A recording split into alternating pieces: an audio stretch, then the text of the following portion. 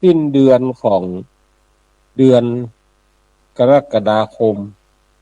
ประเดี๋ยวนี้เฮาท่านทั้งหลายเดินทางมาเกิงปีแล้วเนอะเกิงปีละ6-7 เดือนผ่านไปละเกิงปีปลาย1 เดือนซ้ำก็ก็ใน2569นี่ไผยังบ่ได้สะสมเสบียงบุญคือพอเต้าที่จะทำได้ก็คือท่านทั้งหลายเร่งรีบกันทำเพราะว่าการทำบุญสุนทานที่เขาทั้งหลายจะต้องทำในในฐานะศาสนิกของศาสนาก็จะต้องปากันรีบทำอย่าไปคิดว่าวันผูกก่อนวันฮื้อก่อนมันจะหวดเวลาไปดังนั้นคือปากันรีบโป่งควายเมื่อจิตยังดังสาบให้กินไข่แอวไข่ไปหั่นไปนี่เมื่อทำได้กินได้ไปได้เมื่อไปได้เมื่อทำได้เมื่อกินได้เนี่ยถ้าว่ามันบัดอัดอุปทะดังใจและจะทำให้เราท่านทั้งหลายจวดเวลานั้นไปวันนี้อยู่ในช่วงเทศกาลเข้าพรรษาแต่ว่าเมื่อค่ำนี่พระเจ้าพระสงฆ์วัดวาอารามต่างๆก็ปากันอธิษฐานเข้าพรรษาในฐานะที่เป็นพระภิกษุในพระพุทธศาสนาก็ทำตามกรรมที่ศาสดาได้สั่งสอนเอาไว้ก็พากันตั้งอกตั้งใจอธิษฐานว่ายักอยู่จำพรรษาณที่ใดที่หนึ่งวัดใดวัดหนึ่งเป็นจำนวน3 เดือนบาทเที่ยวพิกาจารไปนอนแฮมแก่มือที่อื่นตั้งใจว่าจะปิกมาเฮือตันกาละเวลาอรุณลูกก็ได้อธิษฐานกันไปแต่ว่าในช่วงเข้าพรรษาเนี่ยก็หันว่ามันเกี่ยวข้องกับพระพุทธศาสนาโดยตรงพระพุทธพระธรรมพระสงฆ์ที่เฮาฮ้องกันว่าพระรัตนตรัยก็จะเกี่ยวข้องกับศาสนาโดยตรงแล้วในช่วงเนี้ยเป็นช่วงที่เข้าพรรษาเอาก็จะมาอู้กันเรื่องการอนุรักษ์สิ่งแวดล้อมมันมีอย่างข้องอนุรักษ์มาสิ่งแวดล้อมเนี่ยมันมีสปะอันเกี่ยวเนื่องโดยพระพุทธศาสนาวันนี้ก็จะได้น้อมนำเอาธรรมะคำสั่งสอนที่สมเด็จพระธีรยานมุนี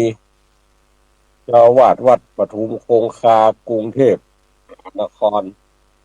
ได้รจนาแต่งแต้มเอาไว้โดยมีพระเทพสุธี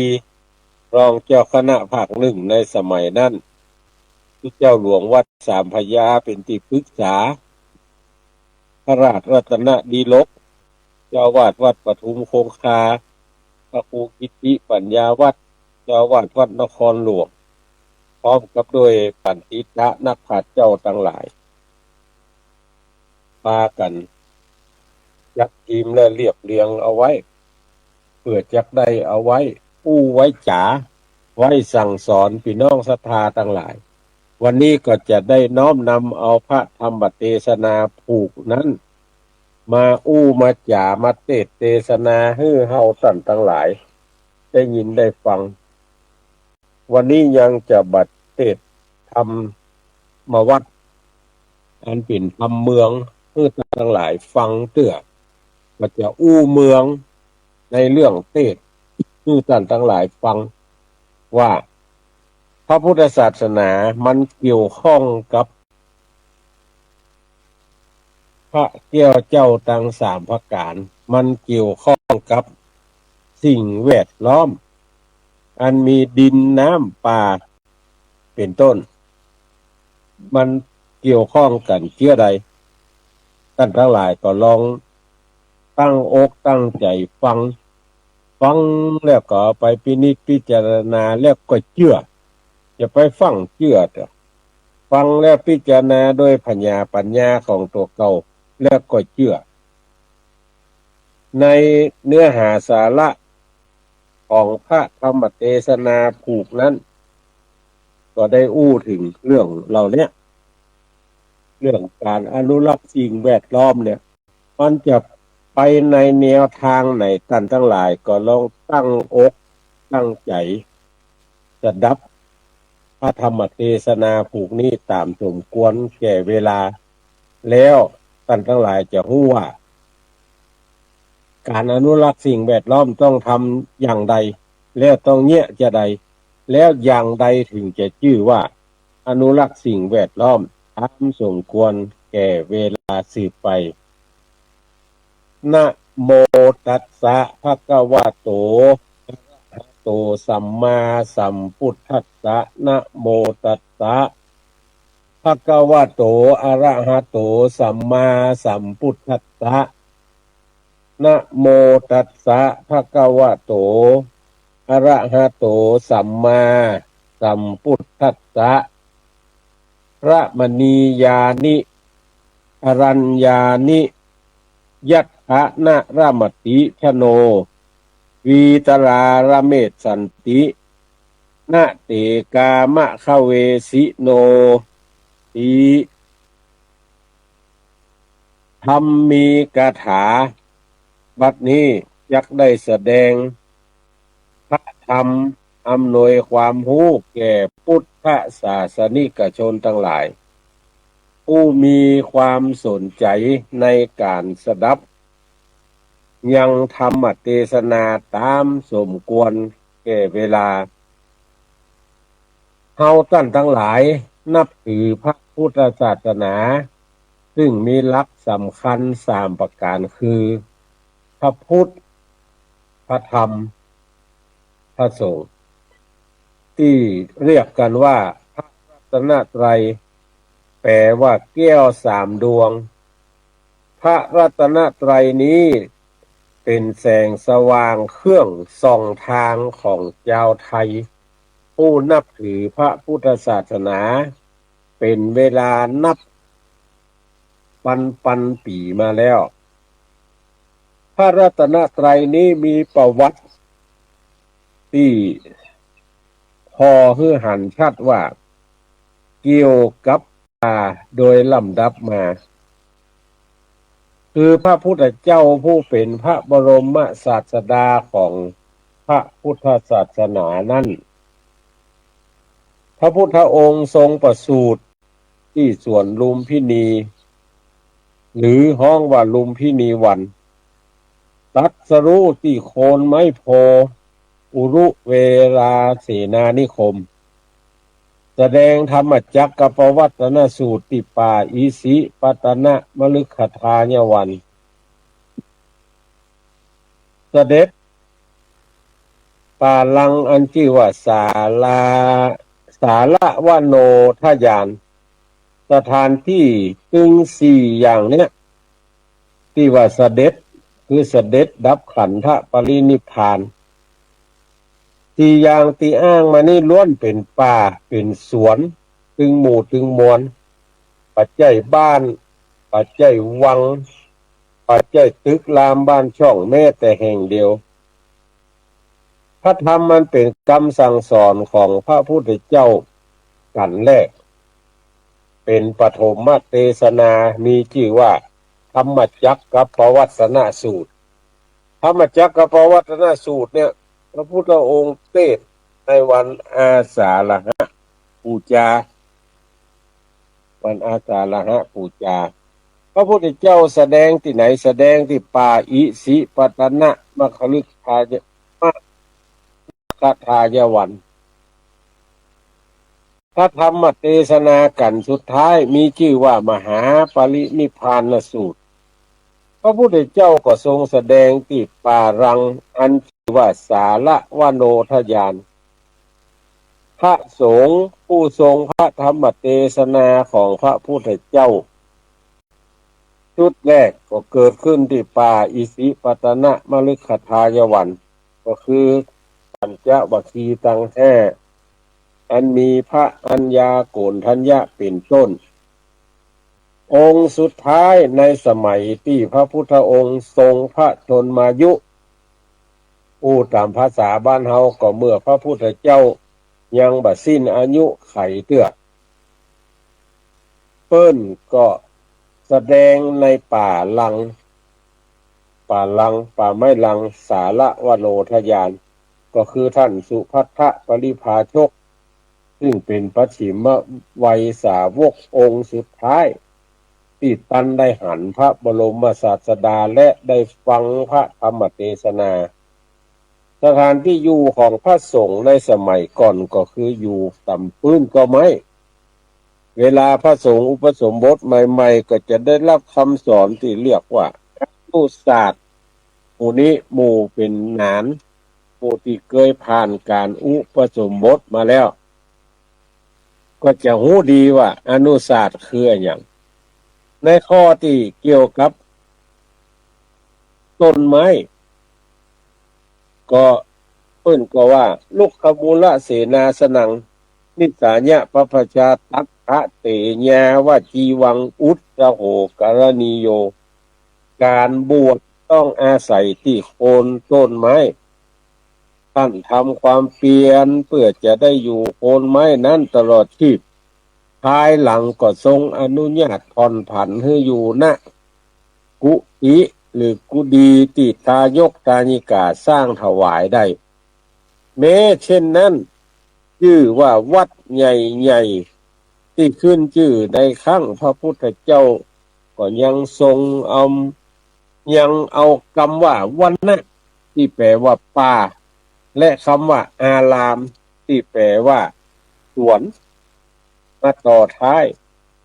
เป็นต้นว่าเชตวันเวลุวันอุปาราม นิโคทารามซึ่งก็หมายความว่าสถานที่อยู่ของตุเจ้าหรือพระบัดถือว่าเป็นบ้านยังคงจัดว่าเป็นป่าหรือสวนก็จึงเอาคำอย่างนั้นมาใส่ไว้ฮือหูแม้ว่าในสมัยปัจจุบันนี้ก็ยังใช้คำว่าวันนะและอารามต่อท้ายดังทั้งนี้ก็เพื่อเป็นเครื่องหมายดังกล่าวแล้วเช่นวัดพระศรีรัตนศาสดารามหรือว่าวัดพระแก้ววัดพระเชตุพนวิมลมังคลารามเอาห้องกันว่าวัดโพวัดอรุณราชวรารามหรือวัดแจ้งอย่างอี้เป็นต้นข้อความที่พรรณนามาเนี่ยเป็นเครื่องชี้คือหันว่าพระพุทธศาสนาอันเป็นที่ฮักยิ่งของหมู่เฮาทั้งหลายได้ถือกำเนิดจากสถานที่เป็นป่าที่กวนที่หมู่เฮาทั้งหลายก็พึงจะระลึกถึงคุณของป่าและความนิยมในป่าก็ควรที่จะดูหมิ่นป่าว่าเป็นที่รกร้างป่านั่นแหละเป็นบ่อเกิดแห่งทรัพย์นาประการโดยเฉพาะคือเป็นสถานที่เกิดของพระเกี้ยวเจ้าทั้งสามประการอันประเสริฐมนุษย์เกิดมาก็ต้องอาศัยเครื่องบำรุงชีวิตนาชนิดในทางพระพุทธศาสนาห้องว่าปัจจัยเครื่องอาศัยที่นับว่าเป็นสิ่งจำเป็นที่สุดของมนุษย์ทั้งหลายมันบ่มีอย่างนักมี4 อย่างนั้นได้แก่อย่างได้แก่ผ้านุ่งผ้าห่มกุยังกุอันที่2ได้แก่อาหารเครื่องบริโภคทุกชนิดอันที่3 ได้แก่ที่อยู่อาศัยกู้เชื้อเป็นต้นว่าบ้านเรือนแพรอันที่สี่ก็คือยาแก้โรคทุกชนิดของสี่อย่างเนี่ยมันมีความจำเป็นต่อมนุษย์ทั้งหลายพี่น้องศรัทธาเฮาท่านทั้งหลายมันมันมีความจำเป็นนักน้อยเพียงใดนั้นอันนี้ก็ต้องบอกก็ได้เพราะว่าทุกคนรู้ดีทราบดีว่าสี่อย่างเนี้ยมันมีความจำเป็นต่อชีวิตประจำวันของเฮาท่านทั้งหลายเพราะว่าทุกคนก็ต้องนุ่งห่มทุกคนต้องกินทุกคนต้องมีที่อยู่อาศัยเวลาเจ็บป่วยไข้ทุกคนก็ต้องการยาของสี่อย่างนี้มีกำเนิดมาจากที่ไหนถ้าจะอู้ว่าสิ่งที่เกิดขึ้นเป็นต้นเดิมแล้วมันบ่พ้นจากป่าถ้าเกิดมาจากไหนเกิดมาจากเปลือกไม้พ่องเกิดมาจากฝ้ายพ่องตัวซับพ่องผลซับพ่องปานพ่องปอพ่องของเหล่านี้มันล้วนแล้วแต่อยู่ในป่าถึงหมู่ถึงมวลในศรัทธาทั้งหลายถ้าบ่มีป่าสัตว์ก็บ่มีที่อาศัยเอาก็จะได้ผ้านุ่งผ้าห่มมาจากไหนอาหารจะเป็นอาหารหวานอาหารคาวต้นเดิมก็เกิดจากป่าแห่งแล้วเอามาเปลี่ยนแปลงแก้ไขคือมันดีคือมันประณีตโดยลำดับแม้อาหารบางอย่างมันไม่ได้เกิดจากป่าอาหารจำพวกนั้นก็หาว่าเพียงพอที่จะบำรุงเลี้ยงชีวิตมนุษย์โดยทั่วไปถึงว่าที่อยู่อาศัยบ้านเฮือนแปรก็ดีเราต้องใจไม้ซึ่งเป็นอุปกรณ์อันสำคัญไม้นั่นถามว่าเกิดจากไหนก็เกิดจากป่าเรื่องยาก็มาจากป่าจากพืชพันธุ์ธัญญาหารตั้งมวลเอามาเป็นยาดังนั้นเราจะหันได้ว่าชีวิตเราทั้งหลายเนี่ยอาศัยป่าเป็นที่อยู่ที่อาศัยถ้าปราศจากป่าแม้จะบัดตายก็ต้องขาดแคลนอย่างขาดแคลนที่อยู่อาศัยยารักษาโรคอาหารการกินชีวิตเราทั้งหลายก็จะปราศจากความสุข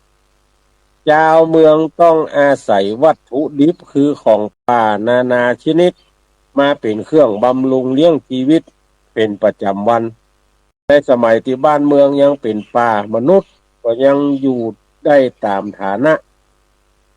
ถ้าบ้านเมืองบ่มีป่าเลยเนี่ยมนุษย์จะเป็นอยู่ได้อย่างใดเขาทั้งหลายลองคิดพอเช่นเขาจะลงเรือลอยลำอยู่ในทะเลหรือมีบ้านบนผืนแผ่นดินที่ปราศจากป่าเนี่ยปราศจากต้นไม้เนี่ยเขาจะเป็นอยู่ได้กาดังนั้นจึงควรที่จะช่วยกันบำรุงรักษาป่าเนอะท่านทั้งหลายไปทำลายป่าโดยบ่มีเหตุอันควรคำว่าบ่มีเหตุอันควรเนี่ยคือว่าบ่จำเป็นที่จะเอามาใช้บ่จำเป็นที่จะพัฒนาในที่นั้นๆโดยการไปทำลายป่าการทำลายป่าก็เท่าว่ากับทำลายเครื่องบำรุงชีวิตทำลายความสุขของเราเองนอกจากทำลายความสุขของตัวเก่าเราเองแล้วยังทำลายความสุขของคนอื่นทั้งโดยทางตรงและก็ทางอ้อมนอกจากนั้นปัจจัยสามที่เป็นของจำเป็นของชีวิตเราทั้งหลายแล้วแม้ว่าสิ่งบำรุงความสุขอื่นๆแอมหลายร้อยอย่าง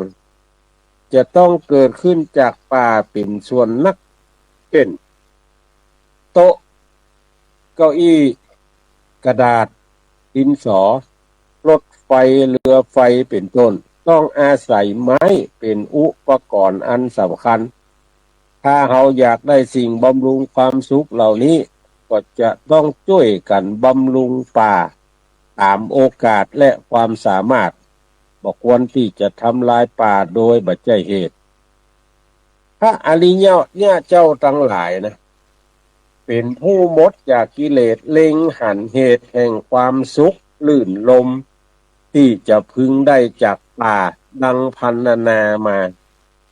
ท่านจึงนิยมยินดีพอใจในป่าซึ่งตรงกันข้ามกับปุถุชนคนที่ยังมีกิเลสมักจะบ่พอใจในป่าดังปาฐกถาที่พระพุทธเจ้าตรัสสรรเสริญป่าว่าระมณียานิอรัญญานิยัตถะนะระมติวีตราคาระเมศสันตินะเตกามะคะเวสิโนเอามาแปลเป็นภาษาไทยเฮาท่านทั้งหลายว่าตนย่อมบ่ยินดีในป่าทั้งหลายใดท่านทั้งหลายที่มีราคะไปปราศจากแสวงหากามกิเลสก็ยินดีทั้งในป่า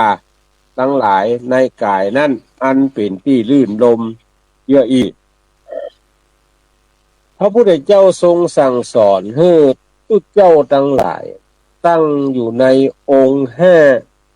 มีข้อหนึ่งว่าผู้อยู่ในเสนาสนะอันสงบ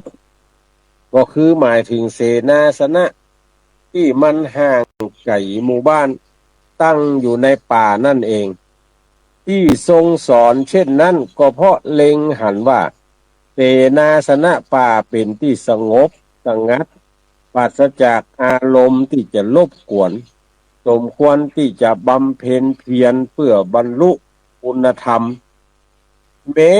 ภิกษุที่เฮียนกรรมฐานในสำนักของพระบรมศาสดาแล้ว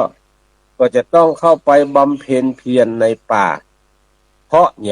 ะว่าต้องการความสงบต้องการความสงัดของร่างกายและจิตใจผลที่สุดได้บรรลุวิมุตติมรรคผลนิพพานมีพระหมานปัจจัยน้อยๆในตำนานต่างพระพุทธศาสนามีเรื่องที่กล่าวมาเป็นพยานอยู่หลายแห่งแม้ในสมัยเมื่อพระพุทธเจ้าจะทรงแสวงหาพระอนุตตรสัมมาสัมโพธิญาณก็ยังทรงดำริว่าฆราวาสคือการอยู่ในบ้านในเฮือนเนี่ยย่อมเป็นที่ตั้งแห่งกิเลสบาเป็นเหตุแห่งความสงบแม้จะแสวงหาสักเท่าใดก็ตามมันตึมปะปบทางแห่งพระสัมมาสัมโพธิญาณเพราะฉะนั้นจึงมีพระทัยน้อมไปในทางปัปปจาเพื่อจะไปประทับอยู่ในป่าอันเป็นเครื่องสงัดกายสงัดใจเป็นเหตุให้ประสบทางแห่งสัมมาสัมโพธิญาณเรื่องนี้เป็นจริงดังที่ทรงดำริทุกประการก็คือได้ตรัสรู้อนุตตรสัมมาสัมโพธิญาณตามมุ่งหวังถ้าพระองค์ทรงยับยั้งอยู่ยังคฤหัสถานก็ย่อมบ่ได้บรรลุพระสัมมาสัมโพธิญาณเป็นแน่แท้นี่แหละเป็นตัวอย่างอันดีที่เฮาทั้งหลายจะพึงถือเอาเป็นเนติคือเป็นแบบอย่างควรที่จะรักษาป่าไว้เพื่อให้เป็นสถานที่ย่อนใจคือเกิดความสุขสงบที่เราต้องการประสบด้วยกันทุกคนผลเคยปรากฏอยู่เสมอว่าผู้ที่มีความเสียใจเพราะเหตุใดๆเช่นต้องพลัดพรากจากคนที่เป็นที่ฮักมักจะต้องเที่ยวแปรสถานได้พอได้กอยต้นไม้ใบหญ้าภูเขาลำเนาภัยอันธรรมชาติตกแต่งแปลงไว้อันเป็นที่ลื่นลมก็จะบรรเทาความทุกข์ระทมหมองใจลงไปได้อย่างดีและมีทางที่บ่เสียสตังค์ ปัจจัยเงินทองถ้าไปเอวไปแหวงตามบ้านตามเมืองมีทางที่จะสิ้นเปลืองนักหนาปาปานเพราะมีสิ่งที่ล่อตาล่อใจทำให้ลุ่มหลงทำให้จิตใจได้มุ่งจำลงหมายเป็นเหตุแห่งการจับจ่ายอย่างฟุ่มเฟือยผู้ที่นิยมยินดีพอใจในที่สงัดเป็นเครื่องหมายผู้หันชัดเจนว่าต้องการความสุขสงบอยากประสบกับอารมณ์ร้ายใดๆเป็นผู้ที่ทำใจสามารถคลายจากกิเลสที่แท้จริงน่ะคนที่จะหมดกิเลสเครื่องเศร้าหมองจนถึงได้ตรัสรู้จะต้องมีกายและใจออกจากกามอันเป็นเรื่องเกี่ยวกับบ้านสมดังข้ออุปมาที่ปรากฏแก่พระพุทธเจ้าในสมัยทรงบำเพ็ญเพียรเพื่อตรัสรู้ว่าผู้ใดมีกายและใจบ่ได้หลีกออกจากกามผู้นั้นแม้จะบำเพ็ญเพียรสักเท่าใดก็บ่อาจตรัสรู้ได้เหมือนไม้ที่มันเปียกมันจุ่มมันดิบจุ่มโดยยางปลายบ่พอแจ้อยู่ในน้ำแถมย่อมจุดไฟบ่ติดอันหนึ่งผู้ที่มีกายหลีกออกจากกามแล้วแต่ยังพอใจฮักใคร่ในกามผู้นั้นแม้จะบำเพ็ญเพียรสักต่อใดก็บ่อาจตรัสรู้ได้อย่างเดียวกัน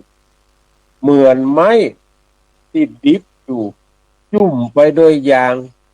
ถึงแม้ว่าประแจอยู่ในน้ำ ก็ย่อมจุดไฟตามไฟปฏิดส่วนผู้ใดมีกายหลีกเลี่ยงออกจากกามแล้วก็ยังบ่มีความพอใจรักใคร่ในกามผู้นั้นเมื่อบำเพ็ญเพียรก็ย่อมจะได้ตรัสรู้อุปมาเหมือนไม้แห้งที่แช่อยู่ในน้ำนั้นย่อมจุดไฟติดบ่ได้ในเรื่องกายกับใจเนี่ยท่านทั้งหลาย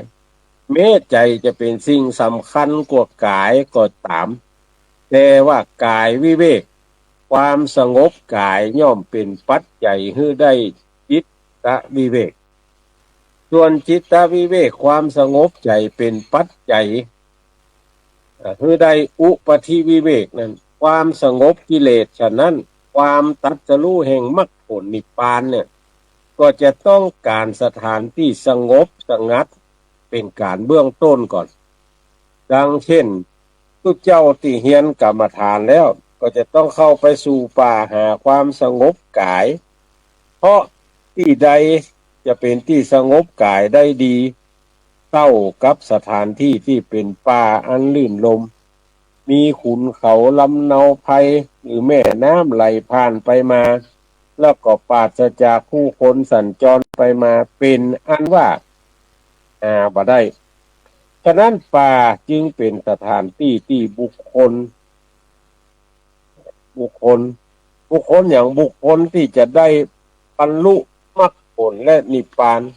เป็นอันนักหนาดังเช่นพระผู้มีพระภาคเจ้าเป็นต้น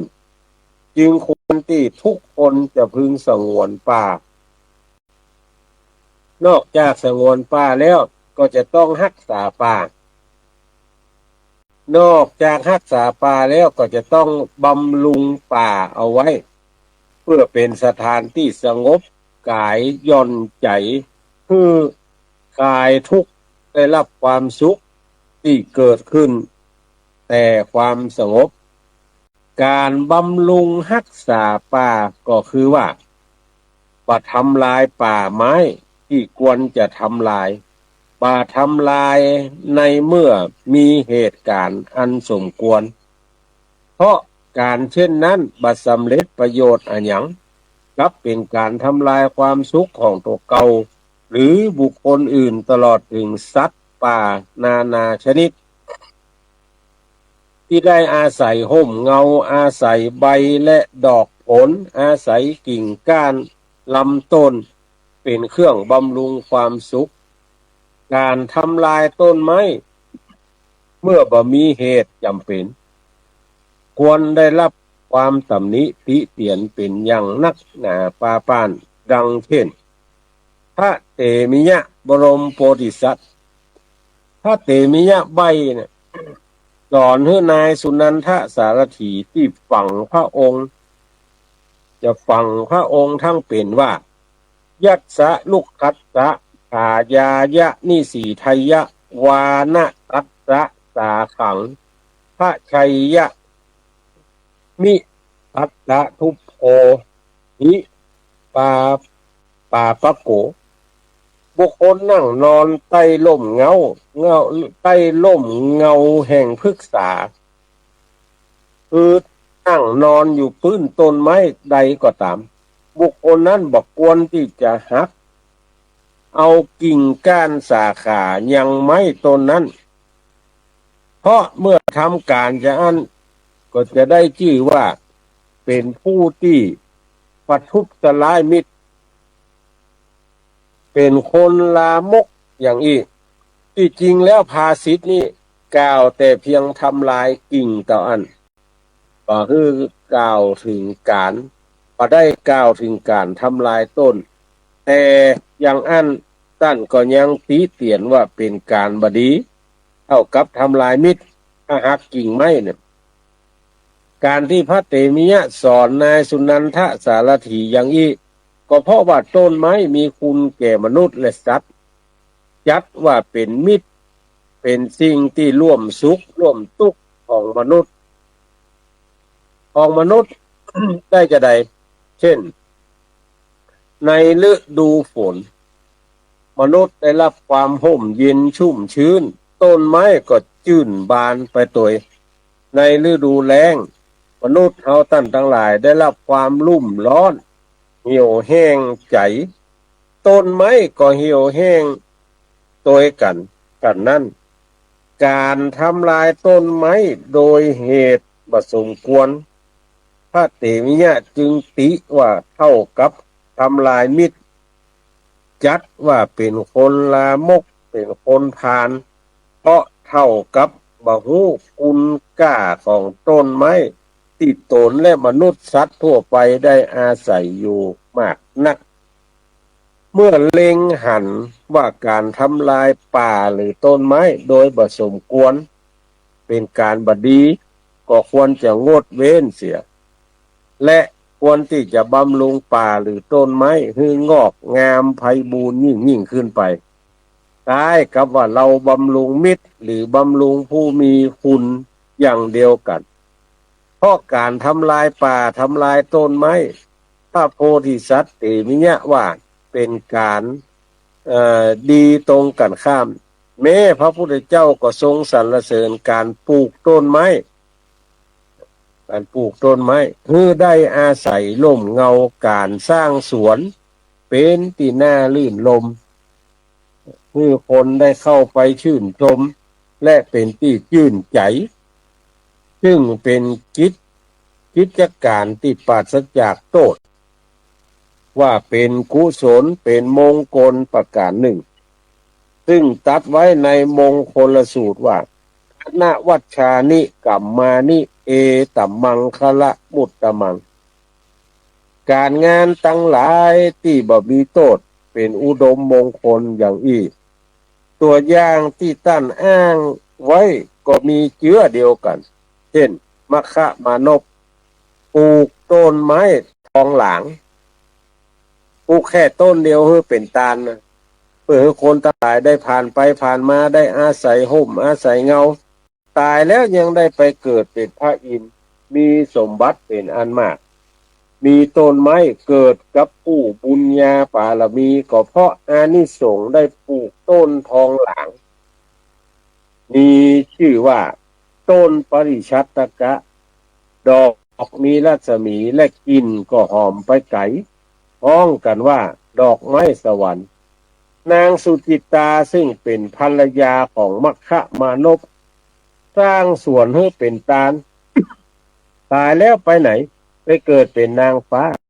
ภรรยาของพระอินทร์มีนามตามเดิมว่าสุจิตามีสวนเกิด กับผู้บุญญาบารมีเพราะอานิสงส์ได้สร้างสวนสร้างอย่างไรสร้างให้เป็นตาลมีชื่อว่าสวนจิตรลดาส่วนนี้น่าชื่นชมลื่นลมกันนักหนาถึงกับกล่าวว่าถ้าเทวบุตรเทวดาองค์ใดจะต้องจุติบ่มีความสบายใจขอให้ได้ไปชื่นชมส่วนนี้แล้วจักหายความโศกเศร้าทุกข์อกทุกข์ใจลืมความตายไปหมดไปเสียง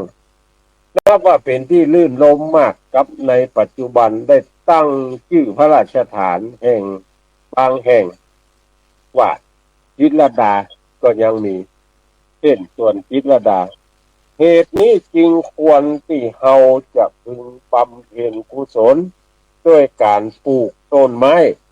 สร้างสวนเพื่อเป็นตาลเหมือนอย่างที่ตั้นแต่ก่อนตามแต่ความสามารถที่จะบำเพ็ญได้เฮาท่านทั้งหลายจะหันว่าเวลาวันสำคัญทางพระพุทธศาสนาวันสำคัญทางบ้านเมืองของชาติเนี่ยจะมีผู้นำเฮาท่านทั้งหลายมานั่งนั่งจากันว่าเฮาควรจะปลูกต้นไม้เนี่ยในถนนหนทางที่สาธารณะต่างๆอันเนี้ยเขาหันมานักหนาปาป้านก็อย่างก็เพราะว่าการสร้างสวนการปลูกต้นไม้เนี่ยเหมือนอย่างที่ท่านทำมาแต่ก่อนตามความสามารถของตัวเก่าจะทำได้กุศลที่เขาทำกันมานักหนาปาป้านอย่างนี้แล้วกุศลที่เกิดจากการปลูกต้นไม้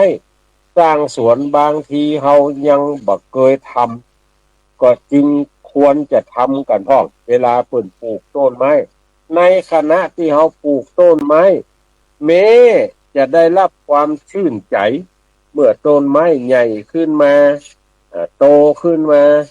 คนสัตว์ทั้งหลายนกกาทั้งหลายได้อาศัยร่มเงาอาศัยใบอาศัยดอกอาศัยผลเหมือนอย่างท่านผู้ฟังทั้งหลายฟังอยู่ในขณะเนี้ยขณะที่อาตมาภาพออกอากาศเนี่ยก็จะได้ยินเสียงนกเอี้ยงได้ยินเสียงนกกาเวาได้ยินเสียงนกเขาแต่ร้องเสียงจะได้ยินได้ฟังเพราะว่ามันนอนอยู่ต้นใกล้ต้นมันนอนอยู่บนต้นไม้ใกล้ๆกุฏิเวลามันจะนอนเวลามันจะเข้านอนเวลามันจะออกจากที่นอนเนี่ยก็จะมีเสียงห้องเสียงแซ่ซ้องกันอย่างที่ท่านทั้งหลายได้ยินได้ฟังอยู่นี่เนี่ยเป็นที่อยู่อาศัยของนกกาลื่นลมได้อาศัยร่มเงาอาศัยใบอาศัยดอกอาศัยผลเขาก็เลยจะได้รับความชื่นใจฟังเสียงนกเสียงกาแล้วก็ม่วนใจยิ่งขึ้นไปดังนั้นเราควรจะปลูกต้นไม้หรือสร้างสวนเพื่อเป็นตาลเหมือนกับพระอินทร์และนางสุจิตาเพียงแต่ปลูกต้นไม้ทองหลางก็ยังมีอานิสงส์นักหนาปาปานถ้าปลูกต้นไม้ที่มีประโยชน์กว่าต้นทองหลางเหรอจะได้อานิสงส์นักกว่ามันก็จะต้องได้อานิสงส์นักกว่านี้วันที่พระพุทธเจ้าประสูติก็ยังมีต้นโพเกิดพร้อมกับพระองค์ที่เอาท่านทั้งหลายห้องกันว่าสหชาติสหแปลว่าร่วมกันร่วมกัน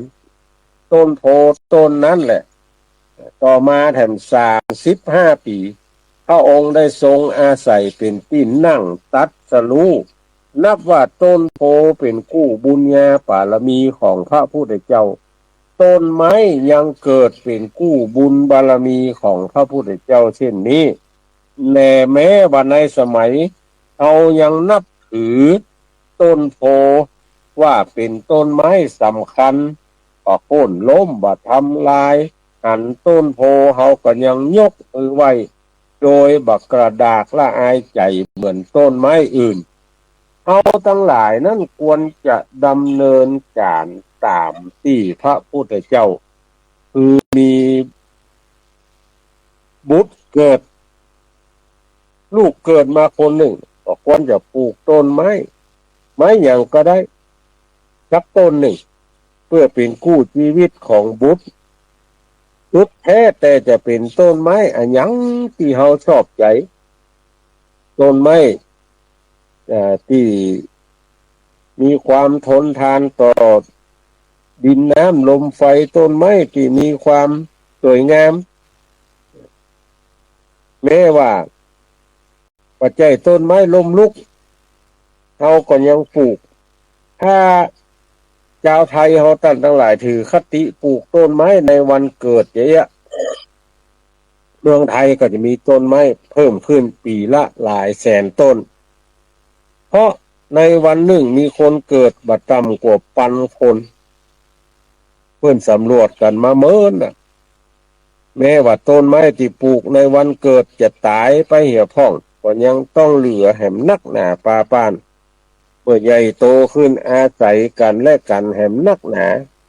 ถ้ายิ่งเป็นต้นไม้ที่มีผลเป็นต้นว่าบับเป้าหรือต้นตาลเขาก็ยังได้อาศัยหน่วยของมันมากินดังที่ท่านบรรพบุรุษของเขาได้ปลูกเอาไว้ที่เขาได้อาศัยกันจูมือจูวันนี้บับเป้ามันแก่แล้วมันหล่นลงมาออกงอกเอาไปปลูกไปขยายที่อื่นแต่ก็ได้ในเรื่องที่ประโลมใจกล่าวเอาไว้หน้าฟังหน้าคิดว่าพายแก้วหรือว่าคุณแผนเนี่ยกับนางพิมพ์ฮักกันก็ยังปลูกต้นโพเป็นเครื่องหมายของความฮักเอาไว้บางทีคุณแผนกับนางพิมพ์จะถือคติปลูกต้นไม้ในวันเกิดก็ได้แต่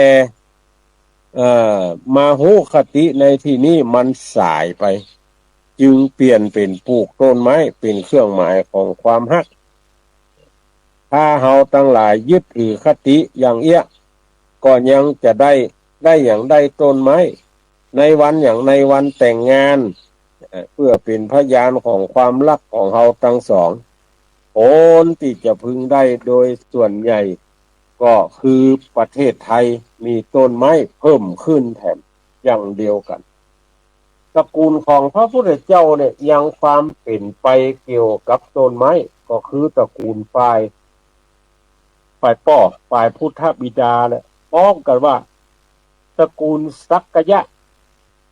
คำว่าสักกยะเนี่ยเป็นผู้สามารถคือสามารถในการสร้างตัวเองของแปลว่าไม่ซักของที่แปลว่าไม่ซักก็เพราะว่าตระกูลของพระพุทธเจ้าเนี่ยสร้างตัวเองสร้างบ้านสร้างเมืองขึ้นโดยไม่ซักจึงถือเอาไม่ซักเป็นนามสกุลเรียกกันว่าสกุลสักยะสืบมาจนกูวันนี้และไม้ซักก็ถือกันว่าเป็นไม้จันติหนึ่งซึ่งเป็นไม้ที่ทนทานและสะดวกต่อการจะทำให้เป็นรูปร่างต่างๆตระกูลฝ่ายพุทธมารดาหรือฝ่ายแม่ร้องว่าโกริยะก็แปลว่าไม้กระเบาเพราะต้นตระกูลนี้ได้อาศัยไม้กระเบาช่วยรักษาโรคเลือดให้หายจึงได้เข้าไปครองเมืองดังเก่าจึงถือเอาไม้กระเบามีกุลซึ่งเป็นสกุลสืบเอาก็พึงนึกดูว่าแม้ตระกูลสำคัญเช่นตระกูลของพระพุทธเจ้าเนี่ยก็ยังคงมีประวัติเกี่ยวกับต้นไม้ใจต้นไม้เป็นชื่อตระกูลพระพุทธเจ้าเกิดมาแล้วก็บ่ได้คัดค้านกับยกย่องสนับสนุนว่า พระองค์ พระองค์เป็นวงศากยะฝ่ายบิดาฝ่ายพ่อเป็นวงโลกิยะฝ่ายมารดาคือฝ่ายแม่อย่างอีมันเนี่ยจะได้ก็จึงควรที่เฮาท่านทั้งหลายจะยินดีในเรื่องป่าต้นไม้เพียงใดเพราะป่าเคยเป็นที่อาศัยสร้างตัวเก่าเป็นที่อาศัยสร้างโรคอันสำคัญของบรรพบุรุษของพระพุทธเจ้าที่เขานับถือมาอันหนึ่งป่าต้นไม้ยังเป็นเครื่องสอนใจได้อย่างดีภิกษุ หั่นดอกไม้บานแล้วเหี่ยวแห้งก็ยังเอามาสอนใจตัวเก่าในเรื่องอนิจจังสิ่งทั้งหลายบัดเที่ยงบัดแน่นอนเกิดขึ้นแล้วก็ต้องเหี่ยวแล้วก็แห้งร่วงโรยและดับไปเหมือนกันดอกไม้นี้ดังบาลีกล่าวไว้ว่าปาตะพลังโกกทัตตาโกกนะทังสุริยาโลเกตัดชิยะเตเอวังมนุษย์สัตตตาสัตตาชลาภิเวเคนะมิลายันติดอกปทุมคือโกนกนกหรือบ้านเฮาฮ้องว่าดอกบัวแดงเนี่ยบานแล้วในเวลาเมื่อเจ้าพอว่าถูกแสงพระอาทิตย์แผดเผาก็เหี่ยวแห้งไปฉันใดสัตว์ทั้งหลายผู้ที่เกิดมาเป็นมนุษย์แล้วก็ย่อมเหี่ยวแห้งไปด้วยกำลังชราเจื้อนั้นแม้พระพุทธเจ้าก็ใจป่าและต้นไม้เทศนาสั่งสอนภิกขุทั้งหลายดังในคัมภีร์ธรรมบทพุทธกนิกายว่าวะนังกินทัฏฐะมารุกขังวนะโตชายะเตพยังเกตวาวนังวนะถันจะนิพพานะโอทะพิขโวแต่เป็นภาษาไทยว่าท่านทั้งหลายจงตัดกิเลสดุจป่าอย่าไปตัดต้นไม้เพราะไทยย่อมเกิดและกิเลสดุจป่าท่านทั้งหลายจงตัดกิเลสดุจป่าและกิเลสดุจป่านั้นอันตั้งอยู่ในป่ากิเลสใหญ่กิเลสน้อยแล้วผู้ที่หากิเลสก็ได้ที่ครูทั้งหลายดังนี้ปาสิทธินี่คือเฮาท่านทั้งหลายหันว่าพระพุทธเจ้าบัดได้สอนให้ทำลายป่าหรือต้นไม้แต่สอนให้ทำลายกิเลสที่เหมือนป่าและเหมือนต้นไม้ต่างหากที่เปรียบเทียบกิเลสเหมือนป่าก็เพราะว่าเป็นสิ่งที่กว้างขวางเป็นสิ่งที่เลี้ยงลายโดยต้นไม้ทั่วไปน่ะกิเลสก็อย่างเดียวกันกว้างขวางยิ่งนักและมีอยู่ทั่วไปในที่ต่างๆนักพ่องน้อยพ่องบางเตื้อบางทีก็ห้องกันว่ากิเลสปัญหาฉะนั้นเฮาก็ควรจะจำเอาไว้ว่าพระพุทธเจ้าสอนให้เฮาท่านทั้งหลายทำลายกิเลสเครื่องเศร้าหมองซึ่งเป็นทางที่จะนำเฮาท่านทั้งหลายไปไหนไปสวรรค์ไปนิพพานส่วนการทำลายป่าและต้นไม้นั้นพระพุทธเจ้าได้สอนเฮาท่านทั้งหลายว่ามันบัดใจทางไปสวรรค์บัดใจทางไปนิพพานมีภาษิตที่กล่าวมาลีแล้วเป็นพระญาณให้เฮาท่านทั้งหลายได้รู้ประการหนึ่งเมื่อครั้งพระพุทธเจ้ายังทรงเป็นพระโพธิสัตว์เสวยพระชาติเป็นพญานกแขกเต้าท่านทั้งหลายก็ยังสู้อุตสาห์จับเจ้าอยู่ที่ต้นบะเดือตายแห้งหักเหลือแต่ต่อมีใจเด็ดเดียวก็ยอมละก็ยอมทิ้งต้นบะเดือจนฮ้อนไปถึงพระอินทร์ในสวรรค์เลื่อมใสในความมักน้อยสันโดษโปรดปรานก็จึงเสด็จจากเทวสถานมาตรัสถามพญานกแขกเต้าว่าสันติลูกขาหริตปัตตาปุมาเนกะพลาพาหูกัสมานะทุกเขโลโกลาเปสุวัสสะนิละโตมโนพฤกษาอันมีใบสดเขียวมีอยู่ในหมู่ไม้ที่มีผลบ่น้อยก็นักทำไมหนอใจของนกแขกเต้าจึงยินดีในไม้ที่ผุที่แห้งเมื่อพญานกแขกเต้าเป็นที่ชื่นชอบใจของพระอินทร์ก็ได้ประทานพรคือต้นบะเดือนั้นกลับงอกงามมีผลทุกฤดูกาลบ่ฮู้จักสิ้นบ่ฮู้จักสุด คนโบราณจึงถือกถาที่พญาอินทร์กล่าวนี้เป็นสิ่งที่ศักดิ์สิทธิ์เป็นคาถาที่ใช้ทำน้ำมนต์ไปอย่างเอาไปทำน้ำมนต์แล้วเอาไปหดต้นไม้คือมีผลงอกงามอิดกว่าปกติธรรมดาแต่ถ้าว่าก็เอาหมดเอาเฉพาะตอนต้นก็คือสันติลูกขาหาริปุสปัตตาทุกกมาเนขพลาพหูซึ่งเป็นตอนสรรเสริญต้นไม้ว่ามีใบเขียวมีผลมากตะเป็นเครื่องจี้ฮือหันว่าปฏิปทาของพระพุทธเจ้าเนี่ยท่านทั้งหลายเพิ่นทรงปั้มเปงบารมีมาว่าทรงพอใจพอพระทัยนิยมยินดีในเรื่องต้นไม้สักหมอกใดสักเตียงใดเมื่อเฮาท่านทั้งหลายได้สดับแล้วก็พึงกำหนดเอาไว้ให้ดีว่าป่าและต้นไม้เป็นคุณประโยชน์แก่เฮาและคนอื่นตลอดจนถึงสัตว์ทั่วไปเฮาจะบ่ทำลายป่าแต่ว่าจะมุ่งทำลายกิเลสที่เหมือนป่าซึ่งเป็นเครื่องพาใจให้เศร้าหมองเต้าอั้นดังได้เทศนาพันนาอานิสงส์ของป่า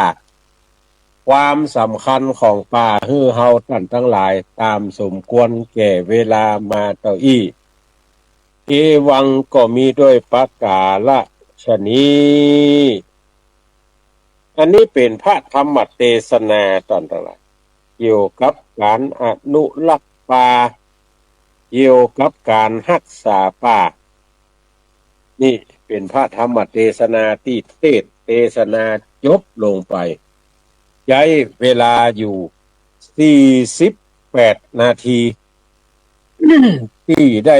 เทศนาให้ท่านทั้งหลายเป็นทำนองโวหารธรรมคือเฮาท่านทั้งหลายได้ฟังวันนี้ท่านผู้อำนวยการสถานีเกินมาว่า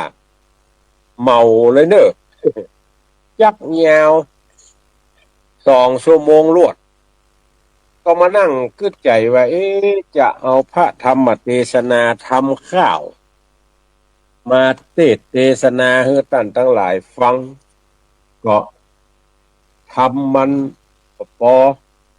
ยาวอาศัยทำสั้นๆให้พอกับเวลาที่มีอยู่คือ1 ชั่วโมงคือเบ็ดเสร็จไปนั่งอ่านพอทำแล้วเทศในใจปรากฏว่าใจเวลาสัก30 กว่านาทีอบปจะเทศ2 ภูกก็เปลืองเวลาที่จะดำเนินการก็เลยเอาพระธรรมเทศนาเกี่ยวกับเรื่องป่าเทศนาให้เราท่านทั้งหลายได้ฟังก่อนทุกหน้าก่อยขึ้นทำข้าวทำนิยายแถมไม่ได้ ไปค้นคว้าทำเทศนาพื้นเมืองเรียบเรียงโดยท่านอาจารย์มหาอินทร์สมไทยชมพูในเรื่องจักเข็บหัวแสงมันมีถึงหมดกัน10 กว่าภูกจักเข็บหัวแสงนี่มีถึง14 ภูกก็เลยว่าจะเริ่มเอาตั้งแต่ศุกร์หน้าเป็นต้นไปท่านทั้งหลายจะได้ฟังจักเข็บหัวแสงเป็นต้นไปก็ในเนื้อหาของพระธรรมเทศนาต่างๆเนี่ยท่านทั้งหลายก็พยายามจะเสาะสรรหาพระธรรมเทศนาอันเกี่ยวเนื่องด้วยดินน้ำลมไฟเกี่ยวเนื่องด้วยป่ามาเทศนาให้ท่านทั้งหลายได้ฟัง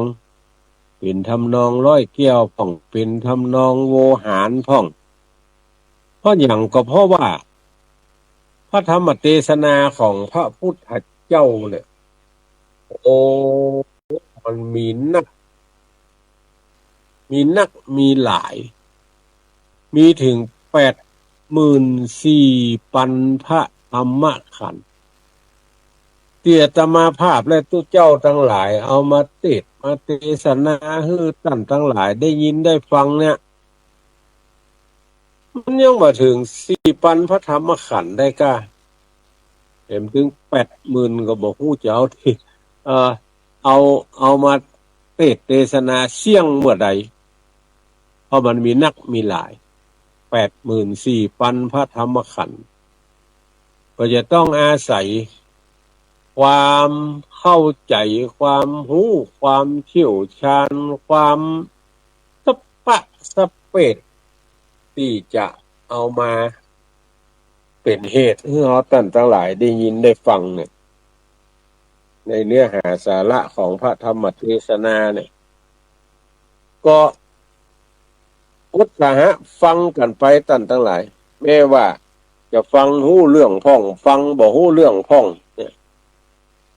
แต่ท่านอาจจะแย้งในใจฟังบ่หู้เรื่องแล้วฟังเนี่ยใดฟังบ่หู้เรื่องแล้วฟังเนี่ยใดก็ฟังไปเป็นประโยชน์ก็ฟังบ่เป็นประโยชน์ก็ฟังเพราะอย่างเพราะว่าเราท่านทั้งหลายจะต้องฟังโดยตลอดคำว่าฟังโดยตลอดนี้คือฟังแบบอย่างฟังสัพพะท่านทั้งหลายฟังสัพพะเลยอันเป็นประโยชนะก็ต้องฟังอันบ่เป็นประโยชนะก็ต้องฟังเพราะว่าฟังโดยดีย่อมได้ปัญญาฟังโดยดีย่อมได้ปัญญาฟังอย่างใดชื่อว่าฟังโดยดีเอาได้ยินได้ฟังอย่างมากก็ฟังละเก็บเอาไว้ในอกในใจเฮาก็ต้องเอาไปอู้ไปจ่าต่อแถมเพราะว่าจะเป็นเรื่องดีหรือเรื่องบ่ดี